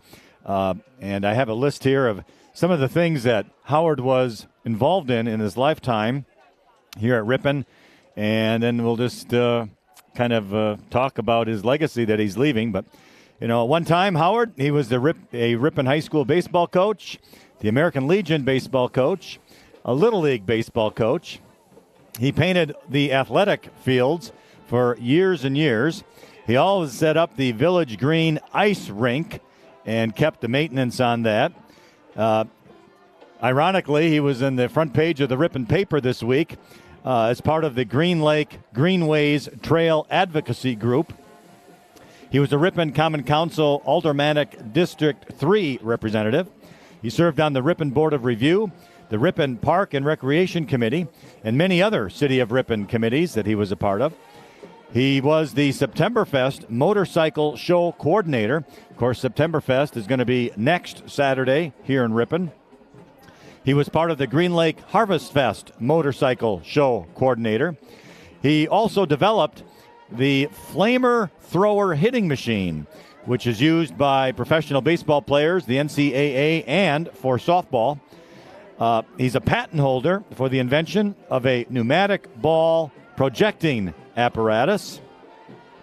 And, of course, he was a broadcaster here for the Ripon High School, Ripon College, and many other games as part of the Ripon Channel, and also for AM 1600 WRPN as well. And one of the other things, and maybe most important, Marty, he was a friend of any dog that he ever met. But yes, quite a legacy for Howard Hansen, whose passing is really going to leave an open sore for the city of Ripon, especially for the youth of all the activities that he was involved in. When I think of, first of all, my first thought after that list was, did he ever sleep? Was my first thought, and then my next one is he has two sons, and they were around the same age as mine. So I think of youth baseball. You said one of those things were Little League, and he was involved not just as a Little League coach, but as a director, if you will, for, I would say, decades. So I thought that's where it all started. The genesis to me was in Little League with Howard for many, many, many years. And then all the other things you talked about, just as time went on, he got his fingers all over those other issues in the community of Ripon. And what a visible one, that ice rink that he's been doing for how many years was that? Great idea in the Village Green. But he was involved. Obviously, he was committed to the community of Ripon big time in so many different ways. And give credit to Jane, his nice wife there, that also, because they had the business, right? And so Imagineers, yes. Yeah, and a lot of times she's holding down the fort. So he's able to do a lot of those other things for the community of Ripon. And like you said, I mean, how it's almost appropriate that here he was lining an athletic field when he passed away. When he passed away, yeah. I mean, wow. As mentioned, we're going to miss Howard Hansen, that is for sure. Yeah, he was everywhere. He was everywhere doing everything for the community when it came to the sports. And for Howard, I guess, may the fields of heaven be as beautiful as he made the fields here in Ripon. Well, there you go. Yeah. Well stated. All right, we are going to take a break, and then we're going to come back and have a short conversation with the Ripon High School athletic director, and we'll do that in just a moment.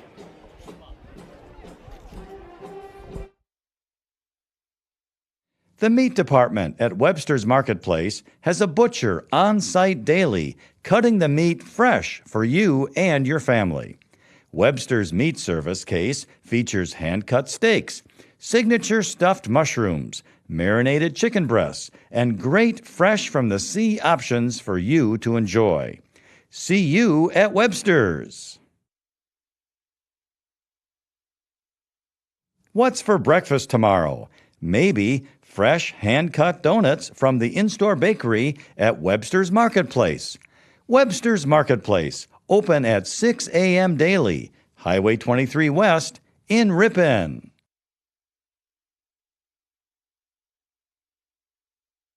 Silver Creek Dentistry offers a truly different dental experience. No upsell, no lectures, never any pressure. They truly believe in treating you the way you want to be treated, with friendly and compassionate dental care. Silver Creek Dentistry for all your dental needs.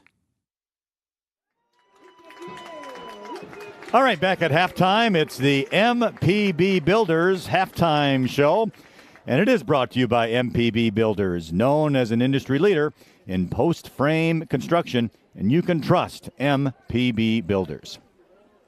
Halftime guest here is the Ripon High School Athletic Director, Vince Propson. And Vince, glad to have you here. Yeah, thanks for having me tonight. Well, first off, for those who don't really know you that well, give us a little bit of your background, where you grew up, went to high school, college, that sort of thing.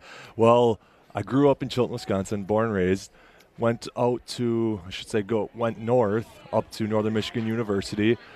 Did 4.5 years there, and after I was done with that, spent some time at Fond du Lac High School.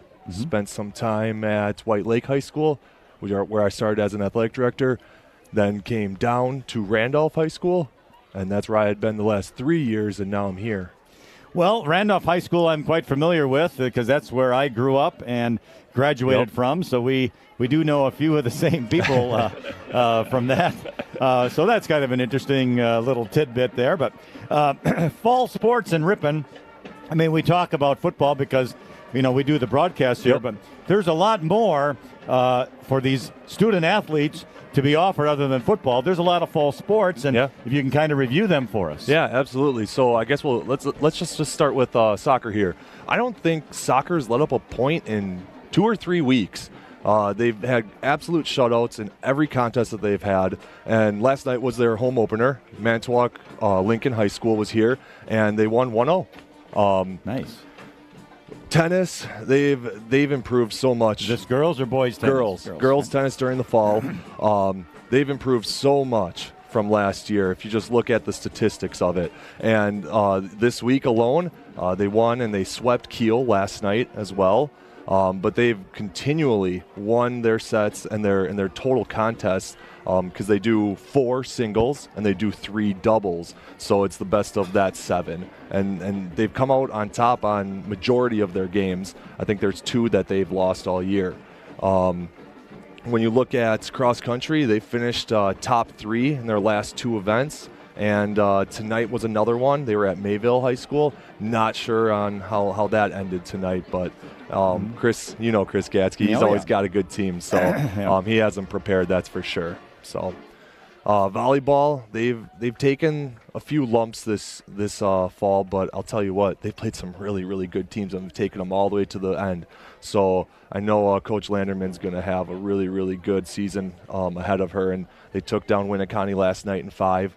They won the first 2, lost the next 2, and it's always hard to come back once you lose those next 2. That's that 3 and 4 set, and the girls persevered, and it was awesome to see. So all of our sports in general are doing really, really well, and volleyball has their 8-team tournament tomorrow. Can't wait to see how they fare through that, and I wouldn't be surprised if they leave number 1. Well, that's good news. And as an athletic director, pardon me here,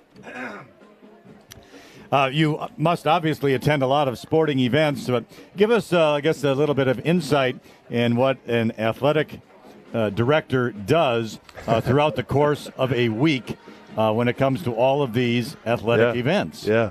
Well, every school I've been at, it's always a little bit different, right? The roles always change. So I've been a PK-12 teacher while being an athletic director. I've been a strength conditioning coach while being an athletic director, and now an assistant principal while being an athletic director. So the role is really different at each place, but at the end of the day, you're not managing, and I think that's what people see. They're the manager of athletics.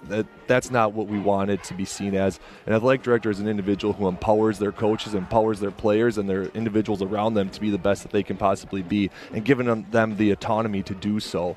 So throughout my day, yes, there is a management aspect of finding officials, finding games, and the management of getting workers and all of that, yes. But at the end of the day, you're trying to provide the best possible equipment, the best possible coaches, and the best possible environment for these students to grow. So that's really what it is at the end of the day, but how that looks at each place is going to be a little bit different. All right, that sounds very interesting. As we watch the Ripon High School football team, as their warm-ups will be continuing here, as we'll be getting to the second half shortly. And the one thing, I guess, with the Ripon High School, there's about, 500 students. Yep. And of all of those sports, you have a lot of student athletes at the high school. Yeah, that's for sure. And now with the program for the football, clearly it's been down for, I'm going to say probably the last decade or so. And that's a difficult thing for a high school and a community. And there's really no magic formula to be able to get it back on an uphill climb. With that, is there any advice or things that a community and or school can do to assist in growing a program? It's like you said, there's no magic formula when it comes to it. It's about believing in each other, believing in the people that are around you, and it's about all the people up top that are going to help support that. So we have our coaches out there right now who are doing an amazing job, and if they trust each other and they trust their athletes, everything's going to take care of itself. It's all about the process. And last night, I should have mentioned, JV team, they beat the JV team from Sheboygan Falls 42-8. Nice. And it was a really great game. And it's nice to see them get over that first hump, right? Mm-hmm. Once you get that first win, that's when it starts to roll, right? And the wheels are starting to turn, and I can see it within the program. I can see it within the athletes. They take ownership in everything they do, and it's just awesome. We've grown the program to now 44-ish athletes, I believe, on the football team, and we just got to keep continuing to grow that number. If we get kids interested at a younger age and we support that through our youth programs, we're going to be able to continue to grow those numbers. And if we can do that, you'll start to see competitive within the program, competition within the program, and it's going to get better. So there's no magic formula by any means, but if we can grow these numbers, everything's going to take care of itself. All right, Vince Propson, athletic director for Ripon High School. We thank you for your time. Thank you so much. All right, we'll be back with the kickoff of the second half right after these messages.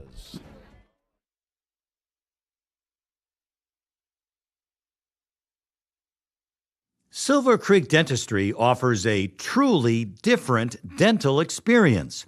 No upsell, no lectures, never any pressure. They truly believe in treating you the way you want to be treated, with friendly and compassionate dental care. Silver Creek Dentistry for all your dental needs. The Ripon Area School District mission is empowering learners, engaging community, and enriching the world. Ripon students live that mission through the Early Childhood Program, project-based charter schools, K-12 engineering courses, strong fine arts offerings, numerous extracurricular offerings, and the Start College Early program. Come to Ripon and experience what happens when excellence meets innovation. Yeah, good point. All right, we are back after halftime here to start the third quarter. Our thanks go to Athletic Director Vince Probson for our short little interview, and our sponsor, MPB Builders, sponsor of our halftime. The kickoff was about to get started, Marty, and then finally a penalty against Sheboygan Falls, offsides. Well. I know, right? I don't know. It seems like all the penalties have been against Ripon in the first half. So big ones too, and as fate would have it, miss inopportune times too when they were happening. All right. Anyway, offsides against Sheboygan Falls, and they'll kick it off. And it's going to be taken at the 10-yard line. Yep. And Parker Stelmacher kind of fumbles the ball a little bit and then ended up on his knee. Well, the kick ate him up. Go down. Kick ate him up in the chest, and he had to make sure he secured the ball. And as fate would have it, that right knee touched the turf. At first, I thought maybe the ref was going to let him go. And then he finally blew the whistle. Gonna let him go just out of softness, huh? And a little sympathy. No, that's not what I was implying. Oh, okay. Well, that's what I was thinking. I just think he was processing because he didn't blow it right away. He got about 3 steps before we heard it. I just thought, well, maybe they're way behind. Let's give him a mulligan. All right. So from the 15-yard line, 1st and 10. For the Tigers. Here's a pitch to Stelmacher, left side on a sweep, and he's going to maybe get back to the line of scrimmage, and that is about it. So no gain, and it'll be 2nd down. So our score is 35-6. Sheboygan Falls as we begin this third quarter. And looking out onto the field, Marty, it looks like no Jordan Perkins for the second half. Right. Who is out there, though, is Max Huber. Just took the play in fact. Max has been playing a lot of defense, of course.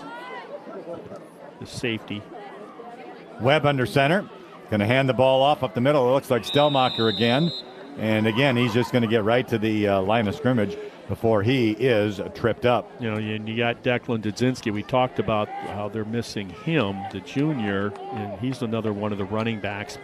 And you got Perkins out. And that was Eric Cumber, I think, actually, who had the ball carrier that time, the sophomore. Yep. Wears number 40, so he'll be seeing some action in the backfield tonight. We didn't get the coaches pregame in tonight, and the reason I want to say that, Coach Bradley gave his condolences to the Hansen family, and very, very nice statements and comments he had to make about that. Well, with the rebroadcast, let's hope that we can fit that in there. Oh, yeah. On the Ripon channel. All right, here's the handoff. Looks like Parker Stelmacher on the right side, and he's maybe gets a yard or two, but nothing more than that. Actually, it's Eric Cumber again. I'm going to have to – they're kind of far away on that left side, so we're going to have to keep an eye on that a little bit better. But Cumber will get maybe a half a yard or so. That's going to bring up 4th down and 10. Okay.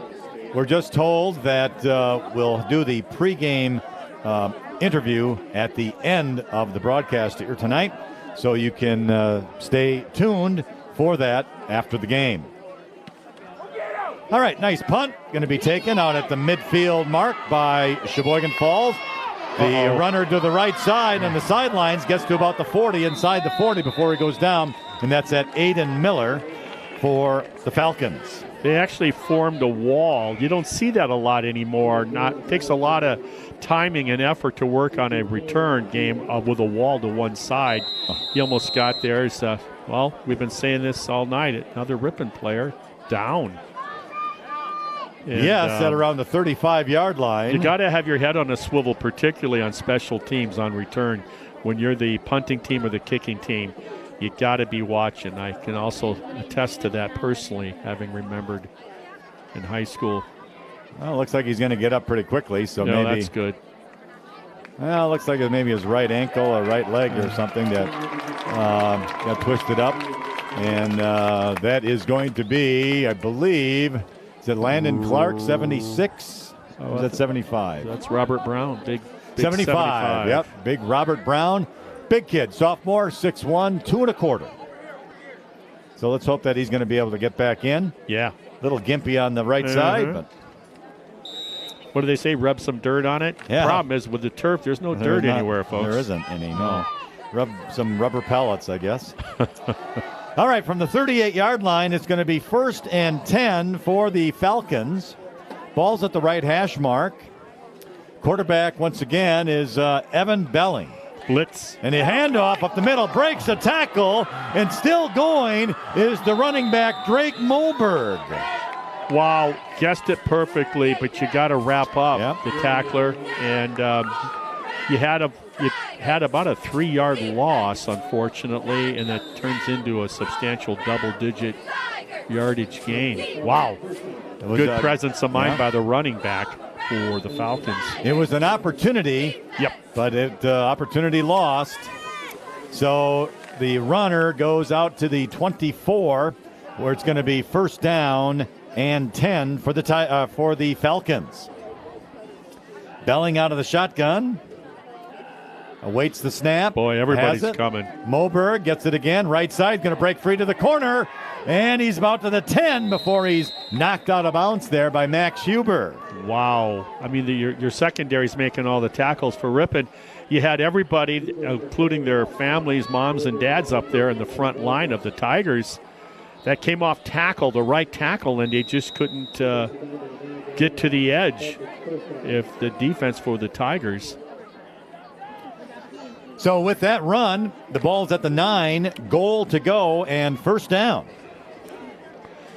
Going with conservative play calling so far here in this offensive drive for Sheboygan Falls. Belling awaits the snap, and now a flag. Do not be offsides on Ripon. I don't know if it's going to be offsides or they're going illegal motion. I'm not sure which. It'll be the illegal motion variety against the Falcons, it would appear. No, let's see here. Another big guy limping off a little bit for Ripon. They're going to have offsetting, but I know it's illegal motion for one of them. Owen Mueller-Wolf was the player limping off, Marty. He's a freshman. Yeah, a lot of conversations tonight. They're going to go with illegal motion on the Falcons. All right, so that'll move him back 5 to the 14. No, offside. Do you believe that? Because my gosh. The first sign given by the line judge, that's why I was saying this. I watched him. He gave illegal motion. And then they had a conversation and they changed. They're going to say that offsides caused the man to move, I guess. I guess so. It must have preempted the motion by the offense. So, all right, the ball. Wow. Yeah, ball at the 4-yard line now, so that makes it a little easier for the Falcons. 1st and goal. Right hash mark with the football. Belling shotgun awaiting the snap. Has it. Moberg right up the middle. Dances his way through. Oh, and he's going to get tackled right away at about the 2. Good job on the Tiger D that time. And who is that? That's going to be, I think, it's hard to see from here. Steven Brunhofer, number 34, the sophomore. I could not tell from here. That's what I'm thinking. Anyway, 2nd down and goal this time from the 3. We'll call it a gain of 1. Belling, Moberg right up the middle. He gets tripped up. He's in. Down at the 1. He did not get in. He skipped in, and they're going to say he was down. His knee was down before. Looks like the tackle by Bowden Greff. Defense. Yes. Can they do it again one more time?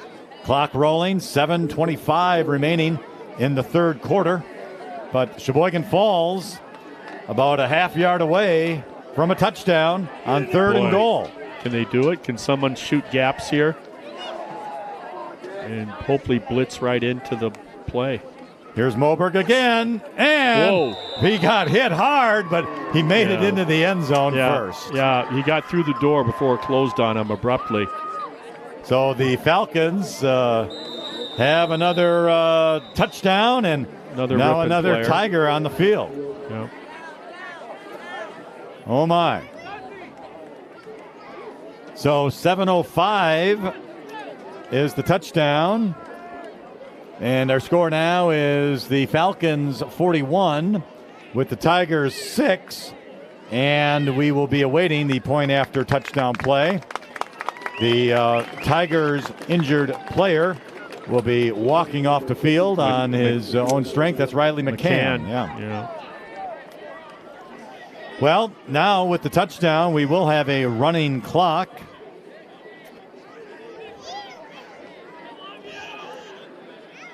Tiger defense goes back on the field as we await the point after touchdown kick, I believe.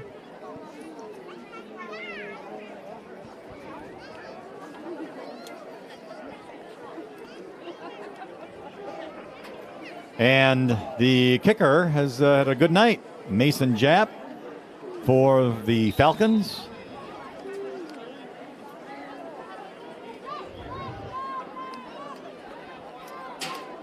Holders ready. Good snap. Ball down. Kick up. And it is good. So 7:05 remains in the third quarter. And our score is now the Sheboygan Falls Falcons 42. The Ripon Tigers 6. We'll be back with the kickoff right after these messages. Hometown Radio, the home of the Wave and the Bug, is your local source for news, weather, and sports. Tune in to WRPN 93.1 FM and AM 1600 and team up every weekday morning with Bob Nelson to find out what's happening in your area. Aroma's Bar and Grill has authentic Mexican cuisine, mouth-watering steak, seafood, chicken, and vegetarian dishes cooked up with a delicious blend of spices and years of experience. You're sure to discover your favorite. Locally owned and operated on the far west side of Ripon, Highway 23. At Sheboygan Falls, Kewaskum, at Plymouth. Good luck with that. KML at Berlin. All right, we are back at Ingalls Field awaiting the kickoff as the Sheboygan Falls Falcons lead this one 42-6. Here's the kick, taken out of the 17-yard line. Parker Stellmacher goes to the right side, 25-30, and he's tripped up high in the air before he goes down. Nice and hit. It was a nice hit, and the Tigers will have it first down and 10. Trevian Robinson, number 1 on that, the junior in the open field. Just a great submarine tackle on Ripon Stellmacher.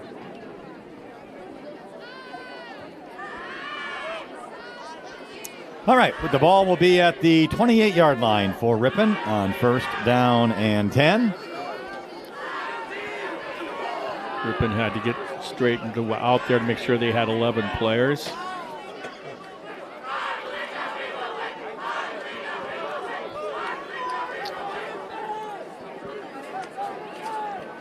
Parker Webb under center now for Ripon.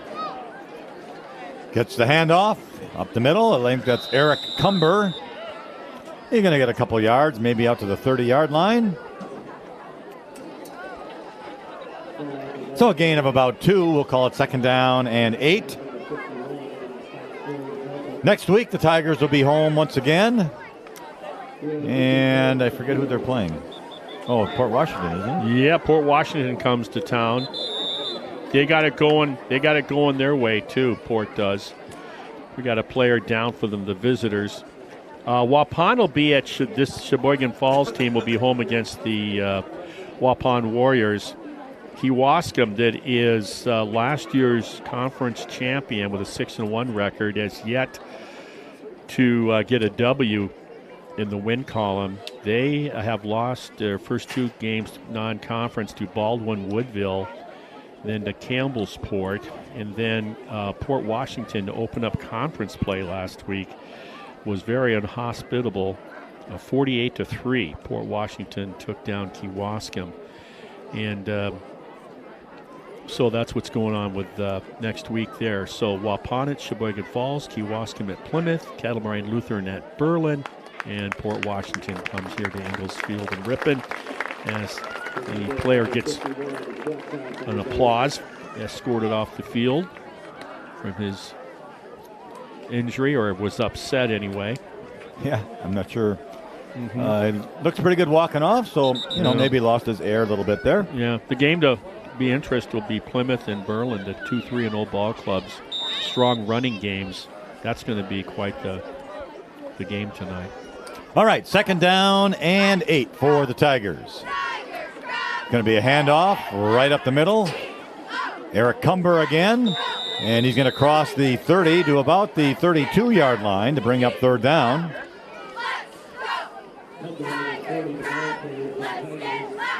Going to be 3rd down and about 5 with the ball at the 33. Our score is the Falcons 42 and the Tigers 6. The Tigers touchdown on a about 22-yard screen pass out to Parker Stellmacher, who made some nifty moves to get into the end zone. So here we go, 3rd down and 5. Up the middle, the running back, Parker Stellmacher. Oh, really? And another flag comes in. And maybe a gain of couple to the 35-yard line. And I guess we're going to have to find out what the flag is all about here. Yeah, really sloppy game tonight. And this is going to go against Sheboygan Falls, I think. Yeah, you would think so, because it was them and the ball carrier. I didn't see a lot of other Ripon uniforms around where that flag was thrown. Well, good news is that with the penalty, the Tigers are going to get a 1st down with the ball being placed at the 39-yard line. Yeah, it's been a while since they've got one of those. It was I think it has. Yeah. Well, then every time they do, you get in a big run, and then it's brought back on a holding call. So it's been a while since we've been able to say 1st and 10. All right, here we go. Tigers get up there to the line of scrimmage. Max Huber towards us on the wide side. It's going to be a handoff to the man in motion, crossing the 40, and the ball comes flying loose. And who has it? Looks like Sheboygan Falls has it. Forward progress! And let's see. The officials have they indicated? Ripon ball. Okay, so the runner's progress had stopped. Even though the whistle was not blown, the ball came out. But regardless, it's going to be a gain of a couple for Ripon. Yeah, he was stood up. I will say that. Slow on the whistle, though. Yeah, you got to protect that ball. You have to look at that as like, okay, we got away with one. Let's you got to revere that ball like just about anything. Nothing else is more important. Here we go. See if Ripon can get a drive going here. From the 42, 2nd down and 8. Oh, boy. And the player goes in motion, and he was not supposed to do that. No. So that's a penalty. 5 yards. Make it 2nd down and 13. Yeah. Put the ball at the 31.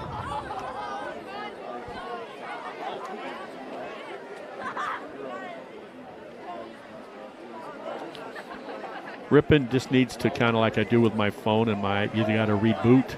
You got to forget everything. Stellmacher going wide to the left. He does to the 35, and that's where he's going to stay. No gain on the play. There's no room into the outside there. Just couldn't cut up. And you got to give credit to the defense again. They've done a great job of stringing everything after that touchdown run, that 22, 23-yard scamper, that little swing pass by Stellmacher for the only score for the Tigers. They've done a great job of keeping anything wide in front of them and not letting it get any wider than their widest defender. Done a great job of it. Going to be third down, and I guess they're going to give the officials, will give them a little forward progress for a yard. Third down 12, although it's a long 12. Left hash mark is the ball from the 37. Handoff up the middle. Trying to get to the outside is Cumber, and he's going to get knocked down at around the 38-yard line. Yeah, so a couple of yards, maybe. Cumber was one stride away from really getting another 5-6 yards at least. Got tripped up. Got a sophomore there. So that'll bring up fourth down and about 11. And Ripon will be in punt formation. So Max Huber answers my question when absence of Bradley not being able to punt.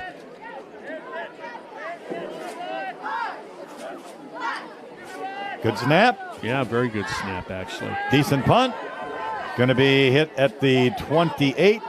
Takes a rip and bounce to the 20-yard line, and that's where it will go. Very nice. Good job by the senior, Max Hubert, on the punt. I don't know who's doing the long snapping, but I'll tell you what. I've seen one mistake by that snapper, and believe me, Ripon's had to do a lot of punting this season. Let's cut to the chase, folks. They're not moving the ball offensively. They're punting a lot this season, and the long snapper's doing a good job. I'm going to have to find out exactly who that player is, with one exception. That is going to be the end of the third quarter. After 3, it's the Sheboygan Falls Falcons 42 and the Ripon Tigers 6. And we'll be back with the start of the fourth quarter after these messages.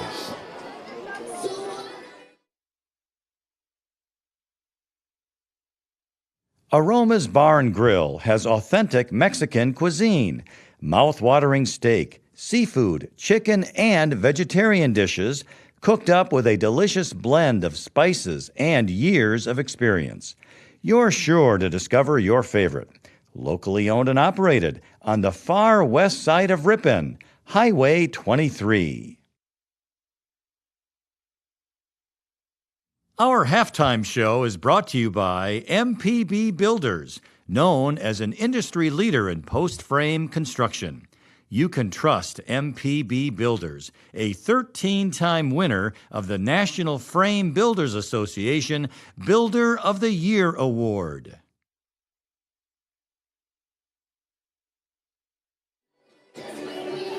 All right, back at Ingalls Field as we begin the fourth quarter here between the Sheboygan Falls Falcons and the Ripon Tigers. The Falcons will have the ball on their own 21-yard line, leading this game by a score of 42-6. And let's see. We're going to have a new quarterback in for the Falcons. See if I can get a number for you, name and a number. Here's a handoff to the running back, and he's going to get hit after a gain of about 2. The quarterback is Andrew Stressner, number 13. He's a junior, 6 foot, 140 pounds.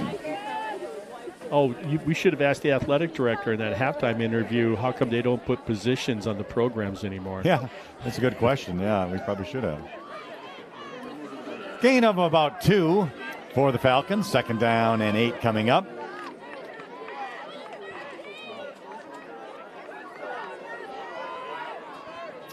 Stressner out of the shotgun with a running back behind him.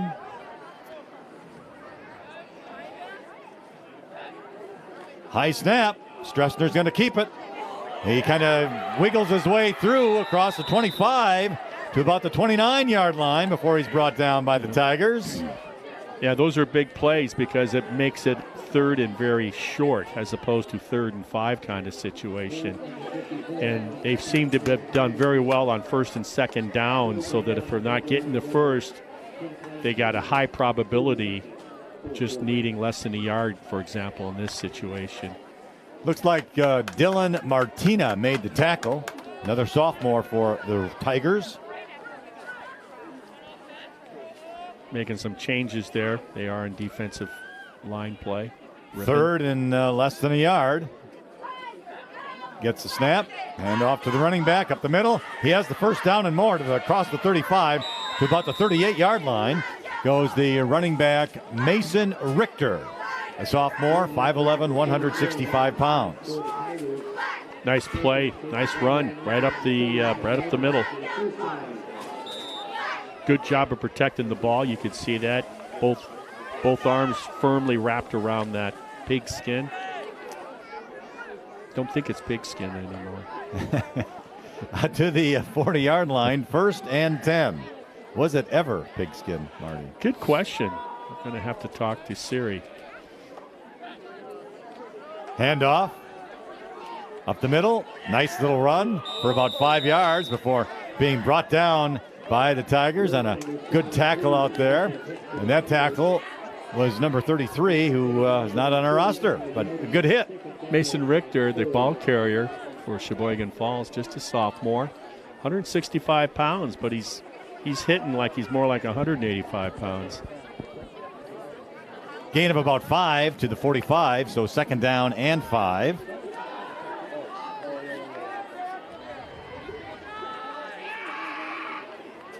A quarterback, he turns sideways, you can't even see him.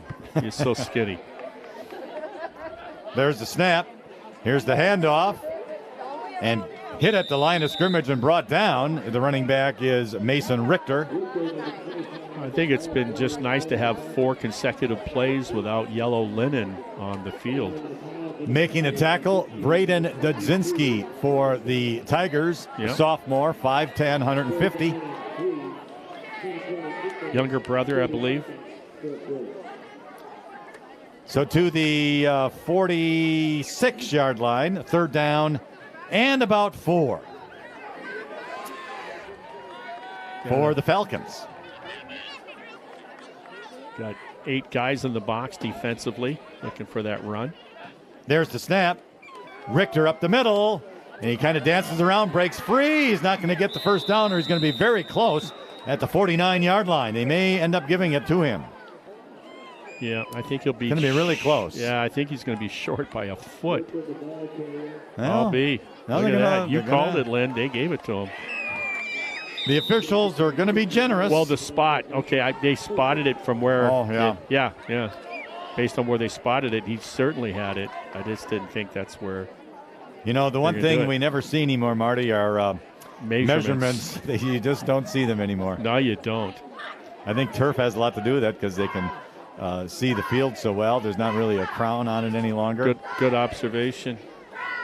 From midfield, 1st and 10. 7:25 remains in the game. There's a handoff.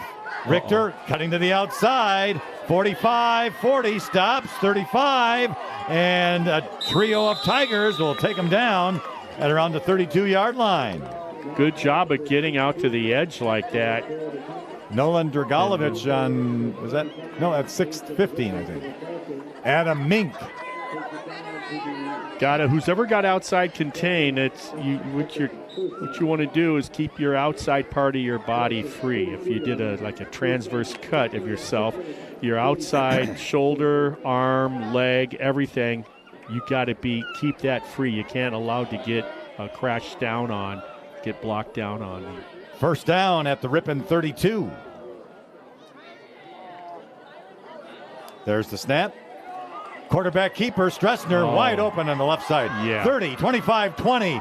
He cuts back at the 10, and he's down to about the 6-yard line. Nice run that time by the quarterback, Andrew Stressner. Yeah.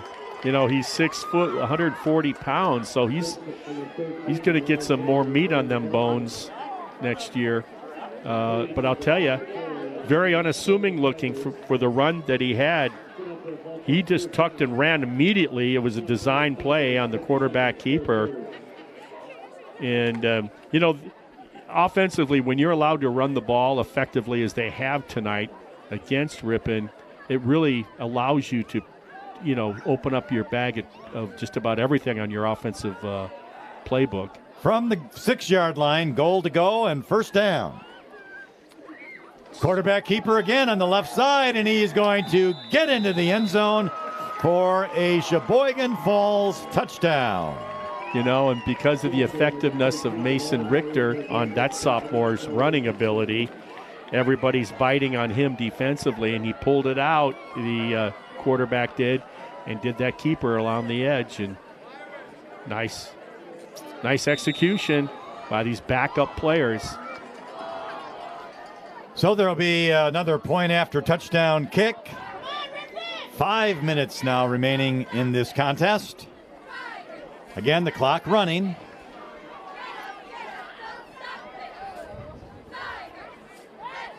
Snap. Kick is up, and it is good.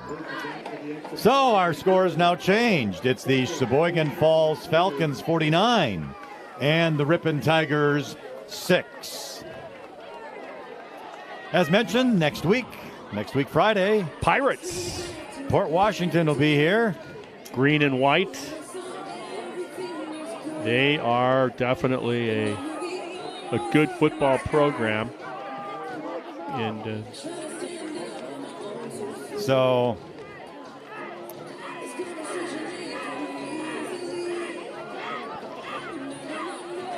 yeah, we executive producer Riley Eisnagel brings up a good point. We've had to go back-to-back years at Port Washington, and I cannot begin to tell you a couple of things. One, what a beautiful high school it is. What a gorgeous weightlifting facility they have. And it is absolutely the worst. I would refer to it, if the anatomy, it would be the armpit of press box locations for us to broadcast from.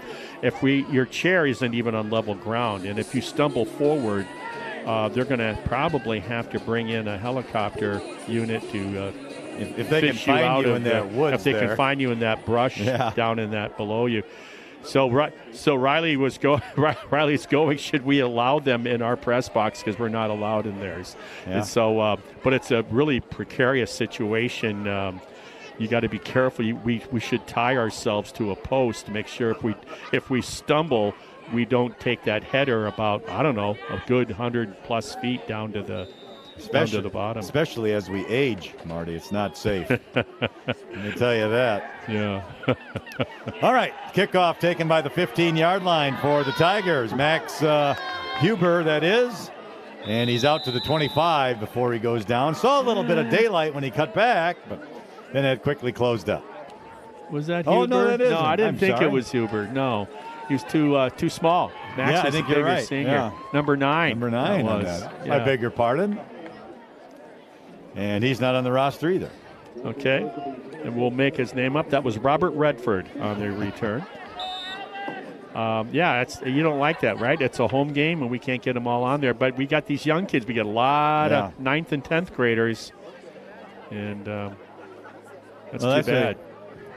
Unless it was number 8. It is number 8. Okay, so that's Reed Stolfus. Hey, Reed Stolfus, our apologies. Nice and job. by the way, who's ever in charge of ordering the uniforms, I'm going to tell you right now, I want to be in on that discussion next time.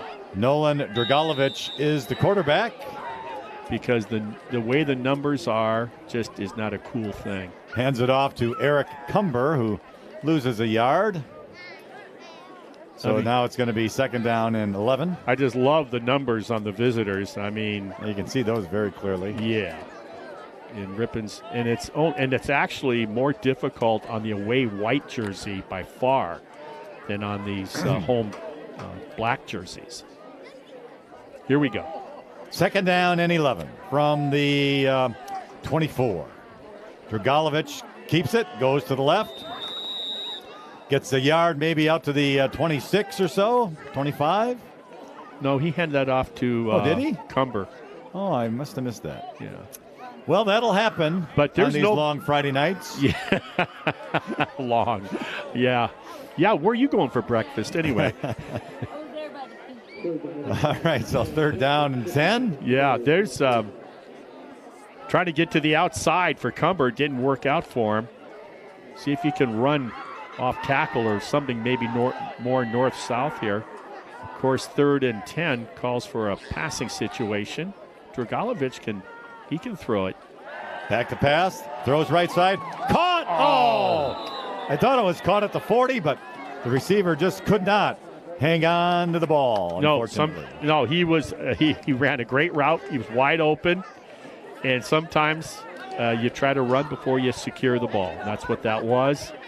And like I said, on cue, Nolan Dragalovich can throw a decent ball, the young man. So it'll bring up 4th down and 10. Go for it. You got nothing. You're playing with house money here. You got nothing to lose. Under a minute to go in the game on this 4th down. Dragalovich back to pass. Throws over to the right side. It's intercepted at the 40-yard line. Return to the 35-30, 25-20. Cuts back inside to about the 9-yard line before he is brought down. That was Owen Ewald on the interception for Sheboygan Falls. Yeah, it fluttered on him. Little pressure on the release, I think, was the difference of that. And I don't think Sheboygan Falls has to snap the ball. And they will not, as we're hitting now under 15 seconds here. Yeah, that will pretty much do it. So we'll be back in action.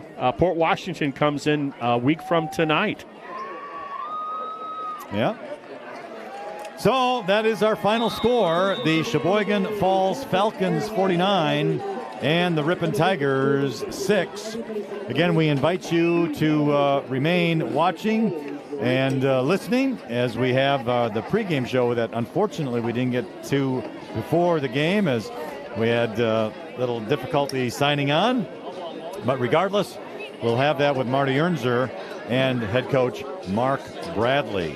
We want to thank all of our sponsors here tonight for our broadcast and to make our broadcast possible. And they include Ace Hardware, Brewer Heating and Cooling, Diedrich Insurance, Schmidt Lumber, Webster's Marketplace, Walsworth Printing, Modern Overhead Door, Modern Pole Builders, Aroma's Restaurant, the Ripon School District, Fusion Heating and Cooling, the Homan Automotive Group, Rural Mutual Insurance, Alliance Laundry Systems, Silver Creek Dentistry, Sensational Smiles Orthodontics, The Wave, AM 1600 and 93.1 FM WRPN, and, of course, the Ripon Channel. So we thank you for your viewing and listening here tonight. Again, a tough one for the Tigers as they lose 49-6. Again, we invite you to stay tuned here as Marty will have the interview with head coach Mark Bradley. Thank you once again, and we also want to thank Jason Mansmith, who's back at the studio for us tonight. On the board, doing all that difficult work over there to make us sound at least halfway reasonable. Yeah, he's pretty boarding. Indeed. All right, so thank you once again. We hope everyone has a great weekend. So thanks for listening, and so long from Ingalls Field.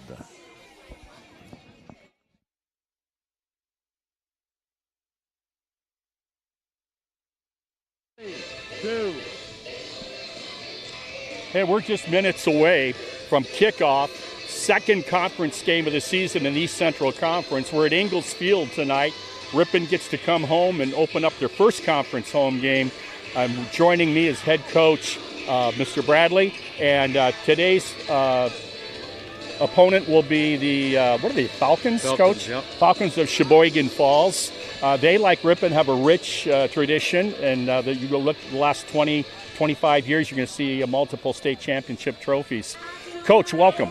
Hi, how are you doing? Pretty good, pretty good. It's Good. a great night for football, temperature-wise. Yep. I remember those days. You don't need those 90-degree days. No, I'm liking this. Yeah. Hey, we got to go back and talk about the Panthers there in Plymouth. I was impressed with the way you began with the offense. Three runs, you got the chains moving. All of a sudden, you go to the air, kind of surprised me. You move the chains again. So it looks like sustainability is something you guys are probably working on. Yeah, we're just trying to keep, moving the ball, keeping them off balance, running the ball inside, outside, throwing the ball. And if we can get all three facets going, then this offense is pretty good. But we just have to eliminate the mistakes and just keep those drives moving and getting points. Talking about the mistakes, I'm up there, and we jump off sides, and it's like did someone think these guys? We're going to make this a tradition. We're going to give at least one first down to the opposition by jumping off sides. I can appreciate the anxiousness and the effort and wanting to get that twitch and come off the ball.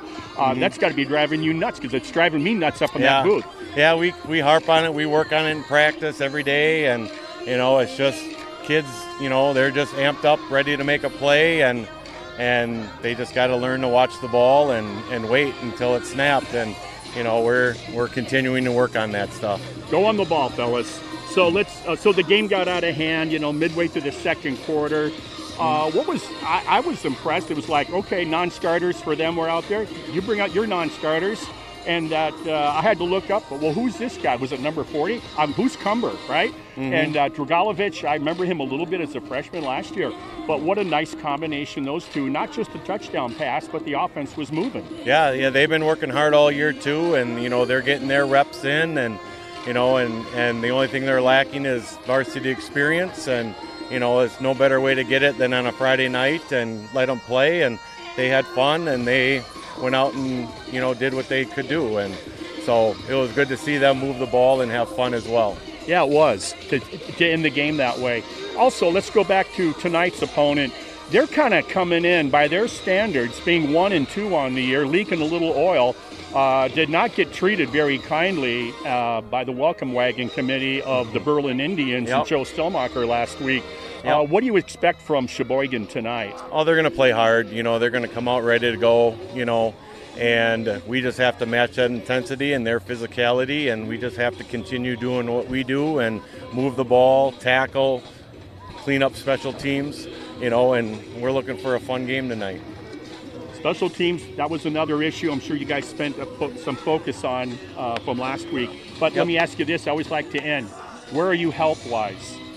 We're doing all right. We have a couple injuries from the different games and stuff, and that's part of football, and we just kind of keep going on it and playing hard, and the next guy up, and we're ready to go. Can you share with me what was Dzinski's issue last week when he with Declan when he couldn't play anymore early in the game? I'd rather not. Okay. I don't know if I'm able to or not. Okay. So yeah, I don't either. That's why I was asking. Okay, will he be suited up tonight, Coach? Nope. Okay. Nope. Hey, I want to thank you for your time. Good luck tonight. I just got one last thing. Yes. We want to give our condolences to the Hansen family. It's an unfortunate situation that happened the other day. He's been great. He was a reporter for us, an announcer. He's big in all Ripon sports, and he's going to be missed, and we just want to give our condolences to his family. He was a great man, and he's going to be definitely missed. Absolutely, and we'll be talking about that more at halftime. So best of luck tonight. Thank you, Coach. Thank you very much. Yep. We'll be back for introductions and the beginning of the game.